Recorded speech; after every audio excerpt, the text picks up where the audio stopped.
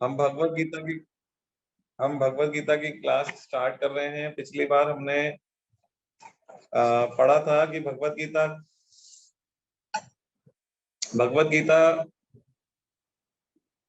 का क्या इम्पोर्टेंस है, हमारे जीवन का क्या उद्देश्य है, इन चीजों पे चर्चा हुई थी हमारी। भगवत गीता क्यों पढ़नी चाहिए, इस ये सब चीज पे हमारी चर्चा हुई थी। अब आगे बढ़ते हुए हम लोग आगे आज पहला अध्याय भी प्रारंभ करेंगे और भगवत गीता के बारे में जो कुछ थोड़ा बहुत रह गया था बताना, वो चीज पे भी हम चर्चा करेंगे। सबसे पहले हम कीर्तन करेंगे, प्रार्थना करेंगे। ठीक है, सबसे पहले हम 1 मिनट 2 मिनट का कीर्तन करेंगे, उसके बाद हम प्रार्थना करेंगे और फिर स्टार्ट करेंगे। तो सभी लोग कीर्तन करेंगे। स्टार्ट कर रहे हैं, मैं बोलूंगा, आपको दोहराना है। हरे कृष्ण कृष्ण कृष्ण हरे हरे।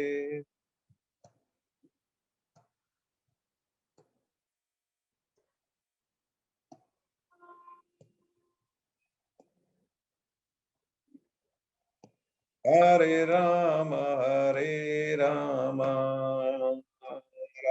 राम हरे हरे।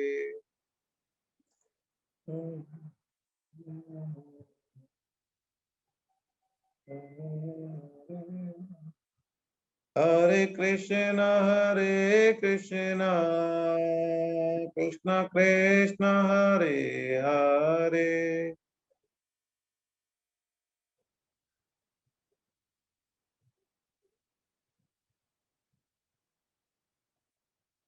हरे राम राम राम हरे हरे।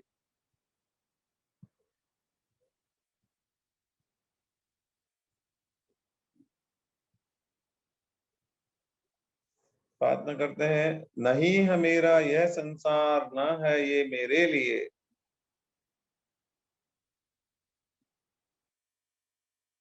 सभी हैं कृष्ण के, तभी तो प्यारे हैं वे सदा। मेरे तो है कृष्ण केवल, दूसरा न कोई। जैसा भी हूँ उन्हीं का हूँ, शरण में हूँ उनकी सदा। सुख दुख नहीं है जग में, सिर्फ है परिस्थितियां।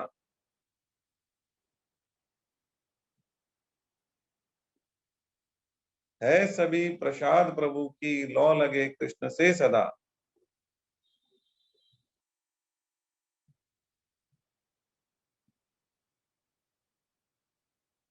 वसुदेव सुतं देवं, कंस चाणूरमर्दनम।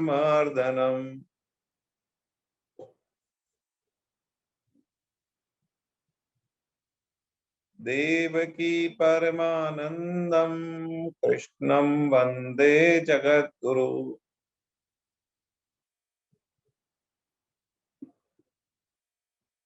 हरे कृष्णा। अब देखिए, सबसे पहले आज हम चर्चा करते हैं कि भाई भगवत गीता में क्या शरणागति के बारे में बताया गया है। हाँ बिल्कुल, भगवत गीता में शरणागति के बारे में बताया गया है। शरणागति जो है सभी शास्त्रों का, सभी ग्रंथों का सार है। शरणागति जो है सभी शास्त्रों का और सभी ग्रंथों का सार है। शरणागति का क्या मतलब होता है कि हम भगवान की शरण ग्रहण कर लेते हैं, भगवान की शरण में जाते हैं, भगवान के सामने जाते हैं, भगवान को बोलते हैं, हे प्रभु मैं आपकी शरण में हूँ, अब आप संभालें, अब आप समझें, जो भी करना है आप करेंगे। और हम तो आपकी शरण में आके बैठ गए। तो देखिए, ये होती है शरणागति। इस शरणागति का क्या मतलब होता है और इसका क्या फायदा होता है, ये आपको बता दें। वैसे इसके ऊपर भगवान ने 18.66 जो श्लोक है 18वें अध्याय के 66वें श्लोक में बताया है। सर्वधर्मान् परित्यज्यते माम एकम शरणम व्रज, अहम त्वाम सर्व पापोभ्य मोक्षयामि मा शुचि। भगवान ने कहा कि तुम मेरी शरण में आ जाओ, सभी चीजों को छोड़कर तुम मेरी शरण में आ जाओ, मैं तुम्हें भाई भगवान ने बोला सर्वधर्मान परित्यज्यते, मतलब सभी धर्मों को छोड़कर मेरी शरण में आ जाओ, मैं तुम्हें पापों से मुक्त कर दूंगा, ठीक है, और तुम्हें चिंता करने की आवश्यकता नहीं है। तो भगवान का प्रॉमिस है कि तुम मेरी शरण में आ जाओ, उसके बाद तुम्हें चिंता करने की बिल्कुल जरूरत नहीं है, मैं सब संभाल लूंगा। और भगवान क्या करते हैं, जो शरणागत हो जाता है उसका पूरा भार भगवान संभालते हैं, उसकी पूरी चिंता भगवान करते हैं। जैसे बच्चा छोटा होता है तो उसकी चिंता कौन करती है, उसकी माँ उसकी चिंता करती है, उसको कुछ पता नहीं होता है कि उसको कब खाना है, कब क्या करना है, उसकी माँ जो है उसका पूरा ध्यान रखती है। इस तरीके से शरणागत भक्त का जो ध्यान है वो भगवान रखते हैं। तो शरणागति सभी ग्रंथों, जितने वेद पुराण हैं और जितने भी ग्रंथ हैं, सबका सार है भगवान की शरणागति। भगवान की शरण में हम चले जाते हैं तो फिर भगवान हमें संभालते हैं, भगवान योग क्षेम वहन करते हैं, हमारा भार वहन करते हैं, हमारा जो भी चीजें हैं सबको संभाल लेते हैं वो। तो शरणागति बहुत ही ज्यादा, क्या बोलेंगे, इम्पोर्टेंट चीज है। और ये भी बोल सकते हैं कि सभी का सार है। तो मतलब भगवान यही चाहते हैं कि जितने भी भगवान के बच्चे हैं, मतलब हम लोग सब भगवान के ही बच्चे हैं, तो सब भगवान की शरण में रहें, उनके आशीर्वाद में रहें। और वो खुद चाहते हैं, लेकिन शरण में तो आए। अब जैसे कोई बच्चा है और वो माता पिता के पास आना ही नहीं चाह रहा है, तो जब आना ही नहीं चाह रहा है तो माता पिता तो उसका भला करना चाहते हैं, लेकिन भला कैसे करे। तो बस वैसी ही बात है कि हम, भगवान तो हमें शरण में लेना चाहते हैं और हमें संभालना चाहते हैं, लेकिन हम यदि उनके पास नहीं जाना चाह रहे हैं तो फिर क्या करें। फिर भी भगवान की जो कृपा है वो हमारे पे हमेशा बरसती रहती है। लेकिन शरणागत भक्त पर भगवान की विशेष कृपा होती है, विशेष सिस्टम भगवान का काम करता है। तो शरणागति की बात भगवान ने कही है। आगे बढ़ते हैं हम आगे। देखिए, ये जो पुस्तक है आप लोग को मिल गई होगी, जिनको नहीं मिली है मेरे नंबर पे कॉल कर देंगे और अपना एड्रेस वगैरह भेजेंगे तो उनको हम लोग ये पुस्तक जो है भेज देंगे। अभी इस पुस्तक के पेज नंबर 12 पर हम लोग हैं। तो सबसे पहले हमने शरणागति की बात करी है। अब हम नेक्स्ट है, क्या जो भगवत गीता है युवाओं के लिए और बच्चों के लिए भी उपयोगी है? क्या युवाओं और बच्चों को पढ़नी चाहिए? कई लोग कहते हैं कि भाई ये तो हमारी उम्र ही नहीं है पढ़ने की, भगवत गीता तो हम पढ़ लेंगे, हम थोड़े से हम अभी तो कमाने में लग रहे हैं, या अभी तो हम और काम में लग रहे हैं। बच्चे कहते हैं हम तो अभी पढ़ाई में लग रहे हैं, बाद में पढ़ लेंगे। देखिए, भगवत गीता जो है ऐसा ग्रंथ है जो आपको, आपके निर्णय क्षमता को बढ़ाता है, आपको सही गलत पहचानने की क्षमता देता है, आपको सही गलत क्या है उसकी जानकारी देता है, धर्म क्या है, कर्तव्य क्या है उसकी जानकारी देता है। तो ये जानकारी तो जितनी जल्दी मिल जाए उतना ही अच्छा है। मान लीजिए कोई व्यक्ति है, उसने अपनी पूरी उम्र जी ली और लास्ट में उसको पता चला कि अरे ये चीज तो गलत थी और ये चीज सही है, तो मैं तो पूरी लाइफ गलत करता रहा, मैं तो गलत को सही समझता रहा और सही को गलत समझता रहा। तो लास्ट में जाकर भगवत गीता पढ़ भी लोगे तो फायदा ये होगा, फायदा तो होगा ही, लेकिन लास्ट में जाके फायदा होगा जब जब कब जाके फायदा होगा, जब हमने अपनी पूरी जिंदगी निकाल ली होगी। तो इसलिए भगवत गीता तो बच्चों के लिए और युवाओं के लिए बहुत ज्यादा उपयोगी है, जितनी जल्दी पढ़ ली जाए उतना ही अच्छा है। ठीक है, जैसे छोटी उम्र में बच्चों को टीके भी लगाए जाते हैं, क्योंकि जितनी जल्दी उन पर टीका लगा के सुरक्षा कवच उनके लिए खड़ा कर दिया जाए ज्यादा अच्छा रहता है। तो देखिए, सबसे इंपॉर्टेंट चीज है कि भगवत गीता को जितना जल्दी पढ़ेंगे उतना जल्दी फायदा है। बच्चों को भी पढ़नी चाहिए, युवाओं को भी पढ़नी चाहिए, क्योंकि जितने जल्दी पढ़ा जाएगा उतना ही ज्यादा फायदा इसका होने वाला है। उतने ही जल्दी हमारे पूरे सिस्टम में सुधार आएगा, हमारे जीवन की दशा और दिशा को परिवर्तन करने की क्षमता जो है भगवत गीता में है। भगवत गीता जो है भगवान कृष्ण की वाणी है और हमारे जीवन को परिवर्तन करने वाली है भगवत गीता। तो इसलिए जितना जल्दी हम सही रास्ते पे रहें, जितना जल्दी हम सही सिस्टम पे आए और सही गलत का पहचान करें। देखिए, दुनिया की सर्वश्रेष्ठ बुक है भगवत गीता। बुक भी नहीं कहा जा सकता, भगवान की वाणी है, तो सब सर्वश्रेष्ठ है। तो आप देखिए, भगवत गीता जो है उसमें बेस्ट पर्सनैलिटी डेवलपमेंट दिया हुआ है, कैसा पर्सन होना चाहिए, उसका चरित्र कैसा होना चाहिए, उसका कर्तव्य क्या है, मतलब डिसीजन मेकिंग की बेस्ट बुक है, स्ट्रेस मैनेजमेंट की बेस्ट बुक है, पर्सनैलिटी डेवलपमेंट की बेस्ट बुक है। दुनिया की आप 50,000 किताब उठा लें, 1 लाख किताब उठा लें और उनको पढ़ लें, पर्सनैलिटी कैसी होनी चाहिए, पर्सनैलिटी के बारे में पढ़ लें आप, और भगवत गीता में पढ़ लें। तो मैं आपको बोल रहा हूँ, 1 लाख किताब को एक तरफ रखेंगे और भगवत गीता को एक तरफ रखेंगे तो भगवत गीता भारी पढ़ने वाली है, इसमें कोई डाउट नहीं है। आप करके देख लेना, पर्सनैलिटी डेवलपमेंट की सारी किताबें पढ़ लेना, उसके बाद ये इसको पढ़ लेना, तो आप समझ जाओगे कि पर्सनैलिटी डेवलपमेंट इसमें जिस तरीके से बताया गया है वैसा कहीं नहीं बताया गया। स्ट्रेस मैनेजमेंट इसमें जिस तरीके से कराया गया है वैसा कहीं नहीं है। निर्णय सही गलत का निर्णय इसमें जो बताया गया है वो वैसा कहीं नहीं है। डिसीजन मेकिंग जो है इसमें जैसी जैसी है वैसे कहीं नहीं है। तो ये एक्चुअली में विलक्षण है, बहुत ही ज्यादा विलक्षण है। और इसको पढ़ने से निर्णय क्षमता, कार्यकुशलता बढ़ती है। तो अब सब लोग क्या चाहते हैं कि हमारी कार्यकुशलता अच्छी रहनी चाहिए। अरे तो भाई, कार्यकुशलता भगवत गीता को पढ़ने से कार्यकुशलता बढ़ती है। कैसे बढ़ती है? मैं छोटा सा एक एग्जांपल से समझा देता हूँ, समझ जाओगे कि भगवत गीता को पढ़ने से कार्यकुशलता कैसे बढ़ती है। और भगवत गीता, एक निर्णय क्षमता का भी मैं एग्जांपल देता हूँ आपको, उससे आप समझ जाएंगे कि भगवत गीता को पढ़ने से निर्णय क्षमता कैसे बढ़ती है। देखिए, 1 मिनट में चार्जर इसमें लगा रहा हूँ।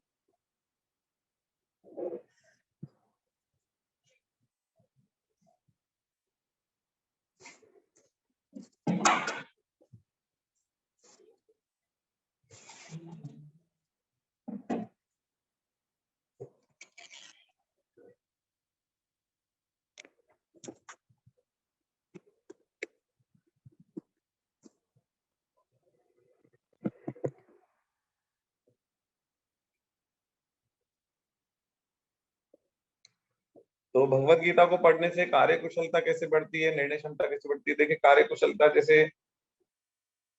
भगवान ने क्या कहा, 2.47 है, दूसरे अध्याय का 47वां श्लोक है। कर्मण्येवाधिकारस्य मां फलेषु कदाचन। आपने सुना भी होगा, मोस्ट पॉपुलर श्लोक है। मां कर्म फल हेतुर्भूर्मा ते संगो अस्तवि कर्मण।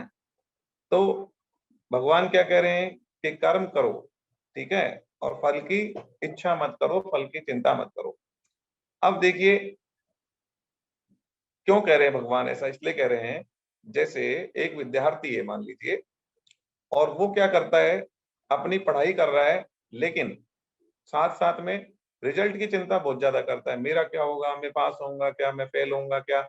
मान लो कोई आईआईटी का एग्जाम दे रहा है तो सोचता है मैं आईआईटीएन बन पाऊंगा नहीं बन पाऊंगा। कोई सीए का एग्जाम दे रहा है, मेरा सीए का एग्जाम क्लियर होगा नहीं होगा। तो बार बार ये सोच के बहुत टेंशन करता है। और एक बच्चा ऐसा है कि वो अपना पढ़ाई करता है और रिजल्ट की चिंता नहीं करता है। तो एक्चुअली में ज्यादा बेटर परफॉर्मेंस किसकी आएगी? डेफिनेटली ज्यादा बेटर परफॉर्मेंस उसकी आएगी जो चिंता नहीं करेगा किसके बारे में, रिजल्ट के बारे में। जो रिजल्ट के बारे में बहुत ज्यादा नहीं सोचेगा उसका परफॉर्मेंस बेटर आएगा, बजाय कि जो रिजल्ट के बारे में ज्यादा चिंता करेगा उसका परफॉर्मेंस बेटर नहीं आएगा। तो यही चीज भगवान कहना चाह रहे हैं। और जो इसको श्लोक को समझ जाएगा और रिजल्ट के बारे में सोचना बंद कर देगा, केवल अपने कर्म के बारे में सोचेगा और केवल कर्म करेगा, तो डेफिनेटली उसका रिजल्ट बेटर आएगा। क्योंकि चिंता करने से क्या होगा, परफॉर्मेंस खराब होगी।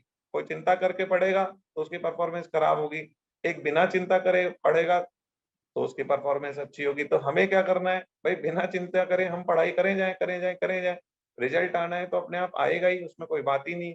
आपको बताएं, जैसे एक किसान है और उसने गेहूं उगा दिया, ठीक है, गेहूं उगा दिया, गेहूं खेत में डाल दिया।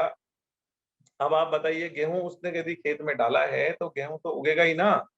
तो यदि उसने फसल बोई है, यदि उसने कुछ बीज डाला है तो वो तो उगेगा ही।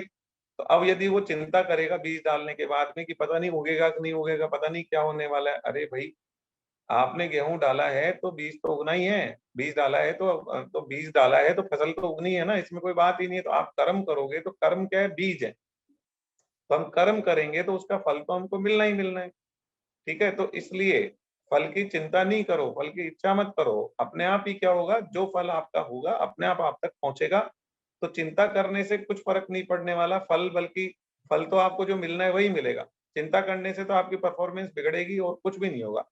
इसलिए तो अब जैसे एक हमने एक श्लोक है, इसका भी आधा ही पार्ट हमने पढ़ा, ऊपर वाला पार्ट है कर्मण्येवाधिकारस्य, कर्म तुम्हारे अधिकार में है, ठीक है। मैं कर्म मतलब कर्म तुम्हारे अधिकार में है, माँ फलेषु कदाचनम, लेकिन फल फल की चिंता कभी मत करो। कर्म करना तुम्हारे हाथ में है, कर्म करो, फल की चिंता मत करो, फल की इच्छा मत करो। तो ये एक एक श्लोक का आधा पोर्शन है, ठीक है। उसने इतना बड़ा मैसेज दे दिया हमको कि हमको क्या करना चाहिए, फल की चिंता करे बिना अपने कर्म पे ध्यान देना चाहिए। यदि हम कर्म पे ध्यान देंगे तो हमारा परफेक्शन बढ़ेगा, हमारी परफॉर्मेंस बढ़ेगी, हमारे रिजल्ट्स बेटर आएंगे, ज्यादा बेटर तरीके से हम काम कर पाएंगे और टेंशन फ्री रहकर अपनी लाइफ को भी एंजॉय कर पाएंगे और अपने रिजल्ट्स भी, चाहे बिजनेस के रिजल्ट्स हो, चाहे सर्विस में हम काम कर रहे हैं उसके रिजल्ट्स हों, चाहे हम पढ़ाई कर रहे हैं उसके रिजल्ट्स हों, तो रिजल्ट्स हमारे बेटर हो जाएंगे, इसमें कोई डाउट नहीं है। तो ये तो आधा ही श्लोक है जो हमने चर्चा करी है, और इस पे भी अभी और भी चर्चा होना बाकी है। तो एक्चुअली आप ऐसा समझिए कि भगवत गीता जो है वो बच्चों को भी पढ़ा दी जाए जितना जल्दी, तो उतना उनको फायदा होगा। व्यापारियों को पढ़ा दी जाए, सर्विस करने वालों को पढ़ा दी जाए, जिनको भी पढ़ा दी जाए, और जितनी जल्दी पढ़ा दी जाए उतना ही ज्यादा फायदा है। इसलिए ये जो प्रश्न है कि क्या बच्चों और युवाओं के लिए भी भगवत गीता होनी चाहिए, क्या उनको भी पढ़नी चाहिए? अरे जितना जल्दी हो सके उतना जल्दी पढ़नी चाहिए, क्योंकि जितना जल्दी पढ़ेंगे उतना ही जल्दी फायदा होना शुरू हो जाएगा। ठीक है, जैसे कोई बोले कि भाई अमृत पीना है, तो अमृत कब पीना चाहिए? बुढ़ापे में पीना चाहिए या जितनी जल्दी मिल जाए? अरे जितनी जल्दी मिल जाए उतनी जल्दी ही अमृत पी लेना चाहिए, क्योंकि अमृत तो पीना का, अमृत पीने से जो आनंद होने वाला है तो वो तो जितना जल्दी मिल जाए उतना ही अच्छा है ना। तो इसी तरीके से भगवत गीता जितनी जल्दी पढ़ ली जाए हमारे जीवन को वो संवार देगी, हमारे जीवन को सही दिशा में लेके जाएगी। हमको हर तरीके से personality wise, decision making wise हर तरीके से हमें फायदा होने वाला है। इसलिए भगवत गीता को तो जल्दी से जल्दी पढ़ लेना चाहिए। भगवत गीता हमें कर्तव्य के बारे में बताती है, हर चीज के बारे में बताती है। चलिए और आपको बताएं आजकल क्या है, मनुष्य जो है किस तरफ भाग रहा है? आजकल मनुष्य भाग रहा है किस तरफ? भौतिकता की तरफ, आधुनिकता की तरफ भाग रहा है। और इस दौड़ में मनुष्य अपने जीवन का जो उद्देश्य है, मनुष्य जीवन का उद्देश्य क्या है? हमने पिछली क्लास में भी चर्चा करी थी। मनुष्य जीवन का उद्देश्य है केवल और केवल भगवत प्राप्ति। मनुष्य जीवन किस लिए मिला? भगवत प्राप्ति के लिए मिला। अरे भाई, मनुष्य जीवन भगवत प्राप्ति के लिए मिला है। मनुष्य जीवन भौतिकता के लिए नहीं मिला कि हम भौतिक चीजों में लगे रहें और अपना जो है मतलब जो है अपना जीवन व्यर्थ कर लें, इसके लिए नहीं मिला है। मनुष्य जीवन मिला है भगवत प्राप्ति के लिए। हम मोक्ष को प्राप्त कर लें, भगवान को प्राप्त कर लें, ये केवल मनुष्य जीवन में ही संभव है। ये बाकी और किसी योनि में पॉसिबल नहीं है। तो जो इसका मुख्य उद्देश्य है वो यही है, न कि हम हमारे जीवन को खराब कर दें और मोक्ष तक और भगवान भगवत प्राप्ति तक नहीं पहुंच पाए इस जीवन में, तो ये जीवन हमारा क्या चला जाएगा? वेस्ट चला जाएगा, व्यर्थ चला जाएगा। इसलिए हमें अपने जीवन का उद्देश्य जो है डेली क्या करना चाहिए?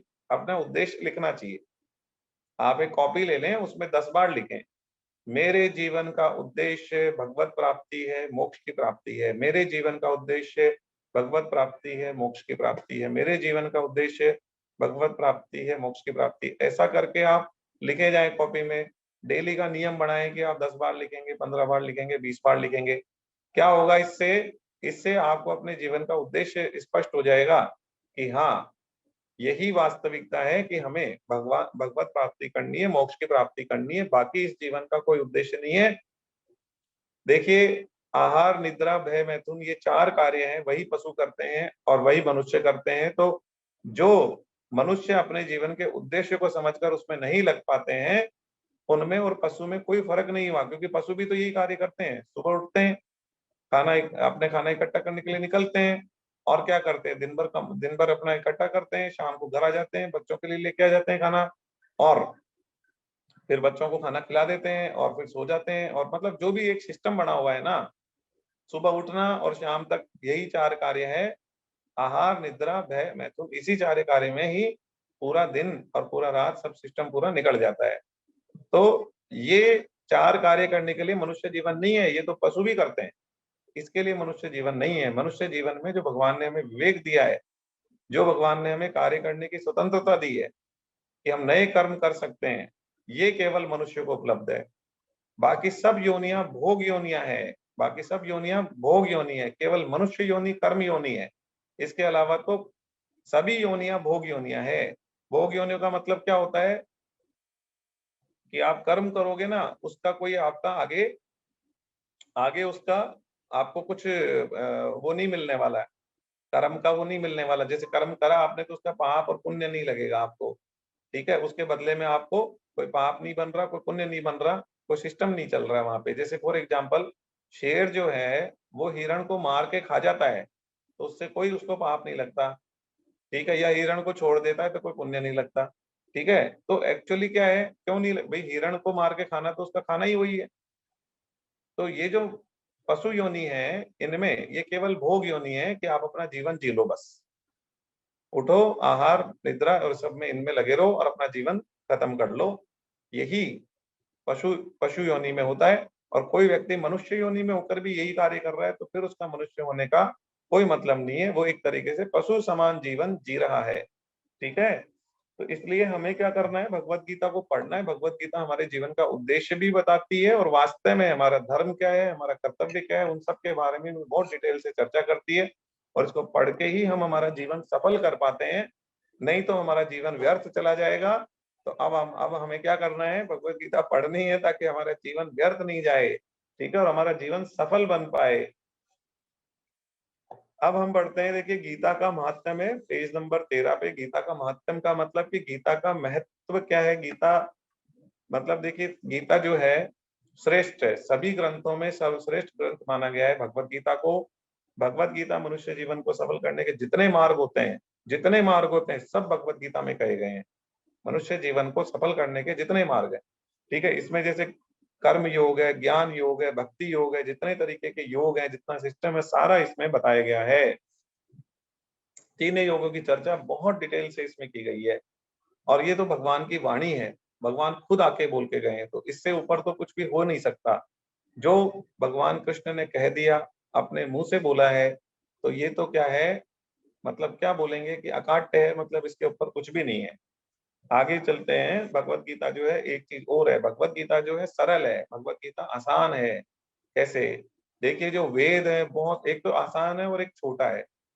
ग्रंथ जो है छोटा है। हमारे बहुत सारे जो हैं, हमारे वेद हैं, इतने बड़े बड़े हैं, वेद हैं, पुराण हैं, और बहुत बड़े बड़े हैं, और मतलब पेजों की संख्या भी बहुत ज्यादा है, श्लोकों की संख्या भी बहुत ज्यादा है।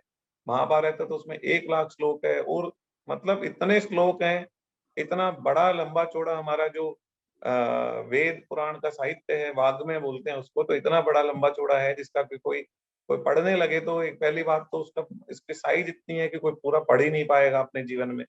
दूसरी बात, कोई पढ़ भी ले तो हमारे मनुष्य जो बुद्धि है वो इतनी, कलयुग में इतनी शार्प बुद्धि नहीं है कि वो उसको समझ पाए। तो अब उसको तो पढ़ने का भी पूरा पूरा पढ़ भी नहीं पाएगा और समझ भी नहीं पाएगा, तो वो वेदों से, पुराणों से, सिस्टम से, वहां से उसका काम हो नहीं सकता। इसलिए भगवत गीता क्या है, एक छोटा सा एक ग्रंथ है जो कि क्या करती है, हमारे जीवन को सफल बना देती है। तो ये सर्वश्रेष्ठ है, छोटा है, सरल है, और केवल इसमें 700 श्लोक हैं, और इसको समझना बहुत ही आसान है, बहुत ही सरल भाषा में इसको दिया गया है। और भगवान का ये प्रासादिक ग्रंथ भी बोला गया है इसको। प्रासादिक ग्रंथ क्या है कि भाई ये भगवान का प्रसाद है, भगवान ने अपनी वाणी से इसको बोला है, और भगवान ने इस तरीके से बोला है कि जीवन में कोई भी समस्या हो तो इसको, भगवत गीता को देखिए, बीच में से आपके जीवन में कोई समस्या आ गई तो आप भगवत गीता की किताब उठाइए और ऐसे रैंडमली कहीं से भी खोल लीजिए, जो पेज निकले ना उसको आप पढ़ना शुरू कर दें। आपकी कोई भी समस्या ऐसी नहीं है जिसका समाधान नहीं मिलेगा। ठीक है, आप करके देख लेना, आप करके देख लेना। तो ये विशेष कृपा है भगवान की। आप कहीं से भी खोलेंगे ना भगवत गीता को, कहीं से, जैसे आप कोई समस्या में है और आप उसका समाधान ढूंढ रहे हैं, तो आप भगवत गीता को कहीं से भी खोल के और पढ़ना शुरू करेंगे तो आपको अपनी समस्या का समाधान मिल जाएगा। महात्मा गांधी भी हमेशा यही कहते थे कि मुझे अपने जीवन में कभी भी गहरी निराशा या अनिर्णय की स्थिति उत्पन्न हुई तो मैंने भगवत गीता को खोला और मुझे अपनी समस्या का सटीक समाधान मिल गया। ऐसा एक बार नहीं, अनेकों बार हुआ है। ठीक है। विवेकानंद जी भगवत गीता को अनूठा ग्रंथ मानते थे। मतलब सभी महापुरुष जितने भी हुए हैं, सभी लोग क्या है, और नरेंद्र मोदी जी भी जो है, भगवत गीता जब जाते हैं दूसरे राष्ट्र में तो दूसरे राष्ट्र के जो अध्यक्ष होते हैं, जो प्रेसिडेंट होते हैं, उनको क्या करते हैं, भगवत गीता भेंट करते हैं। और भगवत गीता पढ़ने के बाद बहुत सारे जो राष्ट्र अध्यक्ष हैं उनका स्टेटमेंट भी आया है कि ये अद्भुत किताब है, मतलब ये अद्भुत है, बिल्कुल जबरदस्त है, इसके मुकाबले में हमने कुछ नहीं देखा आज तक। इस तरीके के जो रिव्यूज हैं वो बाकी जो नेशनल अध्यक्ष हैं, जो बाकी नेशन के जो प्रेसिडेंट्स हैं या प्राइम मिनिस्टर्स हैं, उनका सेम इसी तरीके का वर्जन आता है जब वो इसको पढ़ते हैं। आगे चलते हैं। गीता गंगा से भी बढ़ के, गीता गंगा से बढ़कर कैसे? भाई देखिए, गीता गंगा से बढ़ के ऐसे कि हमें गंगा नदी में स्नान करना है तो गंगा नदी पे जाना पड़ेगा और स्नान करना पड़ेगा, जो हम रोज रोज नहीं कर सकते। ठीक है, जैसे हम तो जयपुर में रहते हैं या कोई कहाँ रहते हैं, तो फिर कैसे कर? तो गंगा तो आपको एक बार स्नान करने से पवित्र करेंगी, जब आप 1 साल में जाएंगे, 2 साल में जाएंगे, लेकिन गीता गीता को पढ़ के तो आप रोज ही पवित्र हो सकते हैं। भगवत गीता तो आपके घर में है, आप उसे पढ़ें और पवित्र हो जाएं। ठीक है, इसलिए गंगा से भी बढ़कर है, गीता गायत्री से भी बढ़कर है। गायत्री से बढ़कर कैसे है भाई? गायत्री तो मुक्ति की बात करती है, जबकि भगवत गीता को पढ़ने के बाद में साधक की स्थिति ये हो जाती है कि वो ये कहता है नहीं, मुझे मोक्ष नहीं चाहिए, मुक्ति नहीं चाहिए, मैं तो उससे भी ऊपर निकल गया हूँ।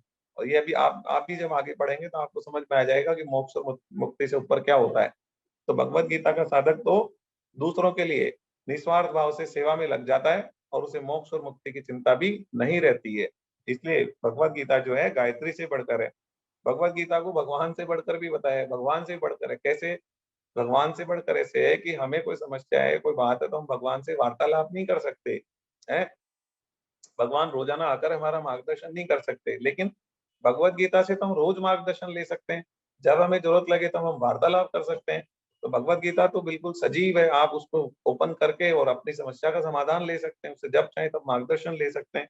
इस इस दृष्टि से भगवान से भी क्या बताया गया है? उत्तम बताया गया है। किसको? भगवत गीता को भगवान से भी बढ़कर बताया गया है। इसके बाद भगवत गीता व्यवहार में परमार्थ की कला सिखाती है। मतलब ऐसा नहीं, भगवत गीता कभी नहीं कहती कि आप जंगल में चल जाओ, साधु बन जाओ, कभी नहीं कहती। भगवत गीता तो ये कहती,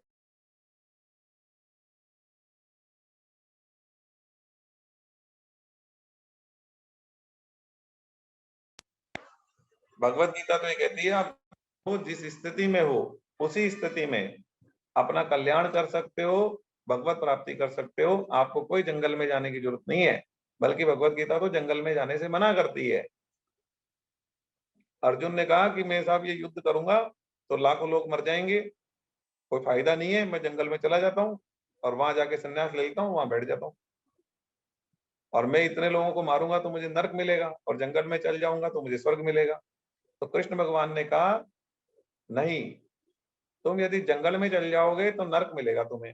और ये जो लाखों लोग खड़े हैं, लाखों सैनिक खड़े हैं सामने, इनको तुम मारोगे ना, लाखों हत्याएं होंगी और उनके सबके अनाथ हो जाएंगे, बीवी बच्चे जो भी हो जाएगा, लेकिन तुम्हें स्वर्ग की प्राप्ति होगी यदि तुम युद्ध करोगे।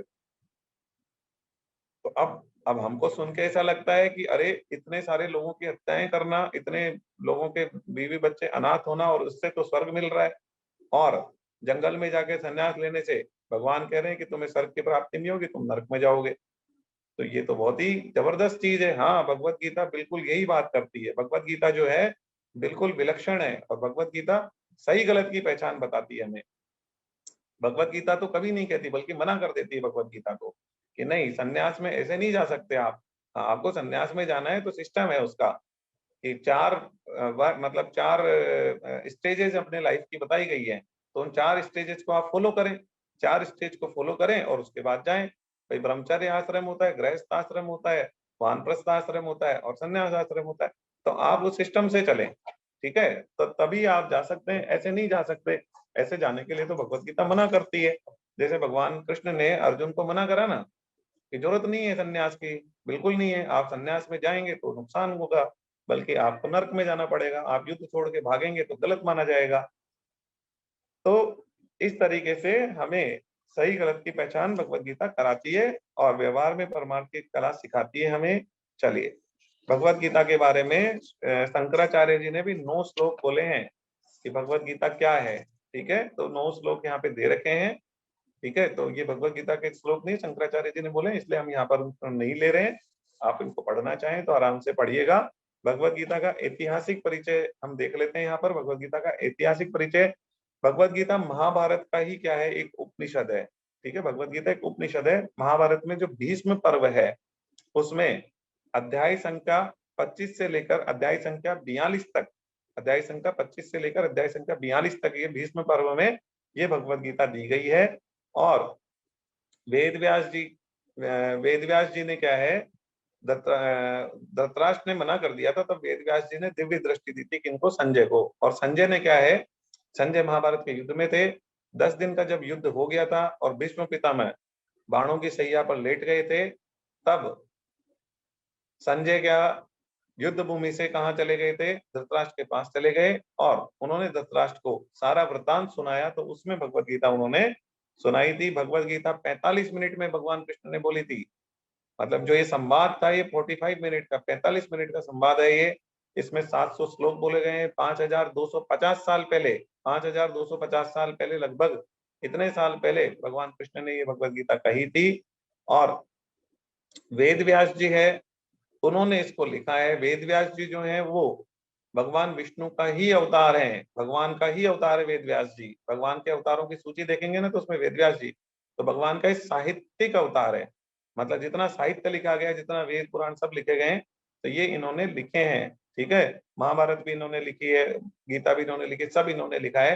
तो वेद व्यास जी भगवान का ही अवतार है। विष्णु भगवान के अवतारों की सूची आप देखेंगे तो आपको वेद व्यास जी का नाम मिल जाएगा। तो वेद व्यास जी ने लिखा है। ठीक है, और 18 अध्याय हैं इसमें और 700 श्लोक है, हम पहले चर्चा कर चुके हैं। तो ये भगवत गीता का परिचय है और जो भगवान ने कहा है उससे ऊपर कुछ नहीं हो सकता। अब हमें क्या करना है, भगवान की वाणी पर विश्वास करते हुए चलना है। बहुत सारी चीजें ऐसी लगेगी आपको कि अरे ये सही है, सही भी है क्या? तो मैं आपको एक चीज कहता हूँ, यदि भगवान ने अपने मुंह से बोला है ना तो आप मान लेना सही ही है वो। उसमें से प्रूव हो नहीं हो, प्रूव तो हो जाएगा। सभी चीजें प्रूव हो जाती है। कोई बाई चांस कोई चीज हो सकता है नहीं हो, बाकी तो सभी चीजें प्रूव हो जाती है। लेकिन मैं तो ये बोलता हूँ आपको, यदि भगवान ने अपने मुंह से बोल दिया, आकर प्रकट होके अपने भगवान मुंह से बोल रहे हैं ना, उसके बाद प्रूफ की जरूरत भी नहीं होनी चाहिए। उसके बाद भी यदि प्रूफ की जरूरत है तो फिर ठीक है, फिर हम भगवान पे, इसका मतलब क्या है, हमारा कोई विश्वास ही नहीं है। भगवान खुद अपने मुंह से बोल रहे हैं फिर भी हम ये सोचें कि पता नहीं सही है या नहीं है, तो फिर इसका मतलब हमारा कोई विश्वास भगवान पे नहीं है। तो ऐसा नहीं करना है। ऐसा करेंगे तो फिर अविश्वास के साथ पढ़ने का कोई फायदा नहीं है। क्यों? अरे भगवान खुद आके बोल रहे हैं तो फिर तो हमें विश्वास करना ही चाहिए ना। ठीक है, और हम क्या करेंगे, हम जो जब इसको पढ़ेंगे तो हम एक एक चीज के ऊपर चर्चा करते हुए चलेंगे और उसका प्रूफ के साथ चलेंगे तो आपको पता चल जाएगा कि नहीं, भगवान ने कहा इसका बिल्कुल प्रूफ अवेलेबल है, ये कहा इसका प्रूफ अवेलेबल, तो हर चीज को वेरिफिकेशन हो जाएगा। ठीक है ना, तो वेरिफिकेशन होने से तो हम समझ पाएंगे कि हाँ वास्तव में ऐसा है। ठीक है, चलिए। तो यहाँ पर अब जो है हम पहला अध्याय प्रारंभ कर रहे हैं। पहला अध्याय है, पहला अध्याय है भगवत गीता का प्रथम अध्याय। प्रथम अध्याय क्या है? अर्जुन विषाद योग। प्रथम अध्याय का नाम क्या है? अर्जुन विषाद योग। अर्जुन विषाद योग क्यों नाम है इसका? देखिए, अर्जुन विषाद योग, अर्जुन क्या होता है, अपने परिजनों को सामने देखकर वो उसमें आ जाते हैं, विषाद में आ जाते हैं, दुखी हो जाते हैं और उनको मारने के लिए, मतलब उनको मारना पड़ेगा ये सोच के, और उनकी स्थिति खराब हो जाती है और वो उनका धनुष गिरा देते हैं और नीचे रथ के पीछे जाकर बैठ जाते हैं और युद्ध करने से मना कर देते हैं, घोर विषाद में चले जाते हैं। ठीक है, अब देखिए, डिप्रेशन में चले जाते हैं। डिप्रेशन के जो लक्षण होते हैं ना, वो सारे लक्षण, 8 लक्षण होते हैं डिप्रेशन के, वो आठों लक्षण अर्जुन में स्पष्ट दिखाई देने लग जाते हैं। अर्जुन घोर डिप्रेशन में चले जाते हैं। ठीक है, कोई भी चला जाएगा, उसके परिवार वाले सामने खड़े हैं और उसको कहा जाए कि इनको मारना है तो कोई भी डिप्रेशन में चला जाएगा। तो वैसी स्थिति अर्जुन की हुई तो वो डिप्रेशन में चले गए। तो भगवान कृष्ण ने किस तरीके से डिप्रेशन से अर्जुन को बाहर निकाला है? तो जो लोग डिप्रेशन में हैं वो भी, भगवत गीता का काम क्या है, भगवत गीता डिप्रेशन से बाहर निकालने की भी जबरदस्त बुक है। आप दुनिया की कोई भी किताब पढ़ लें, किताब में पढ़ने से डिप्रेशन दूर नहीं होगा, लेकिन भगवत गीता में कृष्ण भगवान ने अर्जुन को घोर डिप्रेशन से, मतलब बहुत जबरदस्त डिप्रेशन, सीवियर डिप्रेशन में थे वो, उनसे बाहर निकाल के और उनसे युद्ध करवाया। तो डिप्रेशन से बाहर निकालने का काम भी भगवत गीता करेगी, यहाँ हम देखेंगे। तो ये अर्जुन विषाद योग नाम से अध्याय है, पहला अध्याय ये हम प्रारंभ कर रहे हैं। इसका नाम रखा गया है अर्जुन विषाद योग। क्या इतना डिप्रेशन वाले व्यक्ति क्या बाहर आ सकता है? क्या युद्ध कर सकता है? तो इसका आंसर है यस। जैसे क्या होता है, कोई व्यक्ति बहुत डिप्रेशन में चल जाता है तो हम क्या सोचते हैं कई बार, अरे नहीं नहीं अब इसका कुछ नहीं हो सकता, ये तो इतना डिप्रेशन में चला गया, अब तो ये कभी लाइफ में काम ही नहीं कर पाएगा। लेकिन कृष्ण भगवान ने बताया नहीं, ऐसा नहीं है। कितने भी डिप्रेशन में चले जाओ, यदि आप इसको पढ़ लेते हो भगवत गीता को और इसको समझ लेते हो कि क्या कहना चाह रहे हैं, तो आपका डिप्रेशन भाग जाएगा और आप वापिस अपने फुल फॉर्म में, ओरिजिनल फॉर्म में आ जाओगे और आप पूरा युद्ध कर पाओगे। जैसे अर्जुन ने युद्ध करा वैसे आप भी अपने जीवन का युद्ध लड़ पाओगे। ठीक है, तो अर्जुन विषाद योग है हमारा ये अध्याय, पहला अध्याय भगवत गीता का। जिसको हम अब प्रारंभ कर रहे हैं। सबसे पहला श्लोक है 1.1। देखिए श्लोक का जो नंबर है वो कैसे चलता है, श्लोक का नंबर ऐसे चलता है। 1.1 का मतलब है पहले अध्याय का पहला श्लोक, और 18.66 का मतलब हुआ 18वें अध्याय का 66 नंबर का श्लोक। ठीक है, तो अभी हम स्टार्ट कर रहे हैं 1.1। 1.1 किन्होंने बोला? धृतराष्ट्र ने बोला। धृतराष्ट्र ने संजय से पूछा, तो धृतराष्ट्र और संजय सामने हैं, तो धृतराष्ट्र ने बोला धर्म क्षेत्रे कुरुक्षेत्रे समवेता युयुत्सवे माम का पांडविश्च किम कुर्वते संजय। मतलब धृतराष्ट्र कहते हैं कि जो कुरुक्षेत्र है धर्म क्षेत्र है, जो कुरुक्षेत्र को धर्म क्षेत्र का है। क्यों? क्योंकि जो कुरुक्षेत्र है वो धर्म भूमि रही है, वहां देवताओं ने यज्ञ करा है, महाराज कुरु ने भी तपस्या करी है वहां पर। ठीक है, तो वो धर्म भूमि रही है, इसलिए धृतराष्ट्र ने कहा ये जो धर्म भूमि है, धर्म क्षेत्र है, जिसका नाम कुरुक्षेत्र है। ठीक है, उसका नाम कुरुक्षेत्र है लेकिन वास्तव में वो धर्म क्षेत्र रहा है, वहां बहुत यज्ञ हुए, वहां देवताओं ने भी यज्ञ किए। पूछा धृतराष्ट्र ने संजय से कि जो धर्म क्षेत्र है कुरुक्षेत्र, उसमें इकट्ठे हुए मेरे और पांडु के पुत्रों ने, जो युद्ध की इच्छा से जो इकट्ठे हुए थे, उन्होंने क्या किया मुझे बताओ तो, क्या हुआ वहां पर? जब संजय आए हैं लौटकर कहां पर? धृतराष्ट्र के पास। 10 दिन का युद्ध हो गया है, तो धृतराष्ट्र के सामने बैठे हैं। ठीक है, फिर वो उनसे पूछ रहे हैं कि बताओ क्या हुआ है वहां पे। ठीक है, तो अब संजय बताएंगे और इस तरीके से आगे हम भगवत गीता इसमें पढ़ेंगे। चलिए, तो देखिए ये जो श्लोक है सुनने में बहुत ही ऐसा लगता है कि भाई ठीक है, धृतराष्ट्र ने पूछा तो यत्र पार्थो धनुर्धर है तत्र श्री विजयोर्भूति ध्रुवोर नीति मतिर्मम है। ये अंतिम श्लोक है, भगवत गीता का अंतिम श्लोक है, इसमें मम आता है। ठीक है, तो धर्म, धर्म का मतलब हिंदू मुसलमान से नहीं है, या धर्म का मतलब हिंदू मुस्लिम सिख ईसाई, ऐसा कोई चक्कर नहीं है। भगवत गीता ने जो धर्म बताया है वो मनुष्य का धर्म बताया है, कि मनुष्य मात्र का धर्म क्या है। ठीक है, हिंदू हिंदू का बात नहीं कर रहे हैं, बात केवल मनुष्य कर रहे हैं। और आपको एक बहुत बढ़िया जानकारी दें कि जो ये हिंदू मुस्लिम सिख ईसाई का सिस्टम है ना, ये ज्यादा पुराना नहीं है, ये तो अभी स्टार्ट हुआ है। कैसे? आपको बता दें, अभी जो सन चल रहा है 2022 चल रहा है, तो 2022 साल पहले ईसा मसीह आए थे, ऐसा मान लीजिए, और 5-7 और 10-20 साल और मान लो, 25 और साल, है ना, उससे क्या, उससे कोई फर्क नहीं पड़ रहा ज्यादा।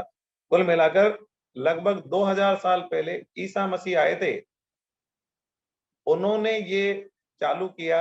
ईसवी ही नहीं था, एक भी ईसाई था ही नहीं, क्योंकि ईसा मसीह ने तो इस धर्म को चालू किया। ठीक है, और ईसा मसीह क्या कहते थे? ईसा मसीह ये कहते थे कि मैं भगवान का क्या हूं? दूत हूं, या भगवान का क्या है? मैसेंजर हूं मैं। उन्होंने कभी ये नहीं कहा ईसा मसीह ने कि मैं भगवान हूं। आप पूरी बाइबल पढ़ लें, ईसा मसीह ने कभी नहीं कहा कि मैं भगवान हूं, कभी। चल रहा है हिंदू धर्म तो सनातन धर्म है, जब से धरती है ना तब से चल रहा है, जब से मनुष्य पैदा हुआ ना तब से चल रहा है हिंदू धर्म। और 5250 साल पहले कृष्ण भगवान ने भगवत गीता बोली थी, और उससे पहले कृष्ण भगवान से पहले राम जी आए थे। तो ये जब से है पूरा हिंदू धर्म तो सनातन धर्म है, जब से प्रतवान हूँ। और सिख धर्म को तो आपको पता है 400-500 साल पहले की बात है, गुरु नानक देव जी आए थे। तो गुरु नानक देव जी ने क्या किया था? इसको प्रारंभ किया था। गुरु नानक देव जी ने इसको प्रारंभ किया था, ईसाई इसको, सिख धर्म को। और ये तो 400-500 साल पुरानी ही बात है, ज्यादा पुरानी बात नहीं है। तो ये आप देखेंगे ना, तो ये जो धर्म है, ये तो धर्म अभी आए हैं। जिस समय भगवान कृष्ण ने भगवत गीता बोली थी उस समय तो कोई बाकी थे ही नहीं। तो थे ही नहीं, तो फिर वहां पर धर्म का मतलब हिंदू मुस्लिम सिख ईसाई कैसे हो सकता है? हो ही नहीं सकता। तो वहां पर धर्म का मतलब ये होता है मनुष्य का धर्म क्या है, मनुष्य का धर्म क्या है, मनुष्य का कर्तव्य क्या है। भगवत गीता में जो धर्म का मतलब है कर्तव्य से यूज किया गया है बार बार। ठीक है ना, कि कर्तव्य को माना गया कि ये धर्म है। जैसे मैं बताता हूं आपको, एक सैनिक है जो भारत की सीमा पे खड़ा है। अब उसका धर्म क्या है? उसका धर्म है देश की रक्षा करना। आप उसको धर्म बोल दो चाहे कर्तव्य बोल दो, ठीक है, एक ही बात है। तो एक सैनिक का धर्म क्या होता है? सैनिक का धर्म होता है देश की रक्षा करना। उससे ऊपर कुछ भी नहीं है। तो धर्म से ऊपर कुछ भी नहीं होता। अब देश की रक्षा करने के लिए मान लो किसी का मर्डर करना है तो ठीक है, करना है, उसमें क्या बात।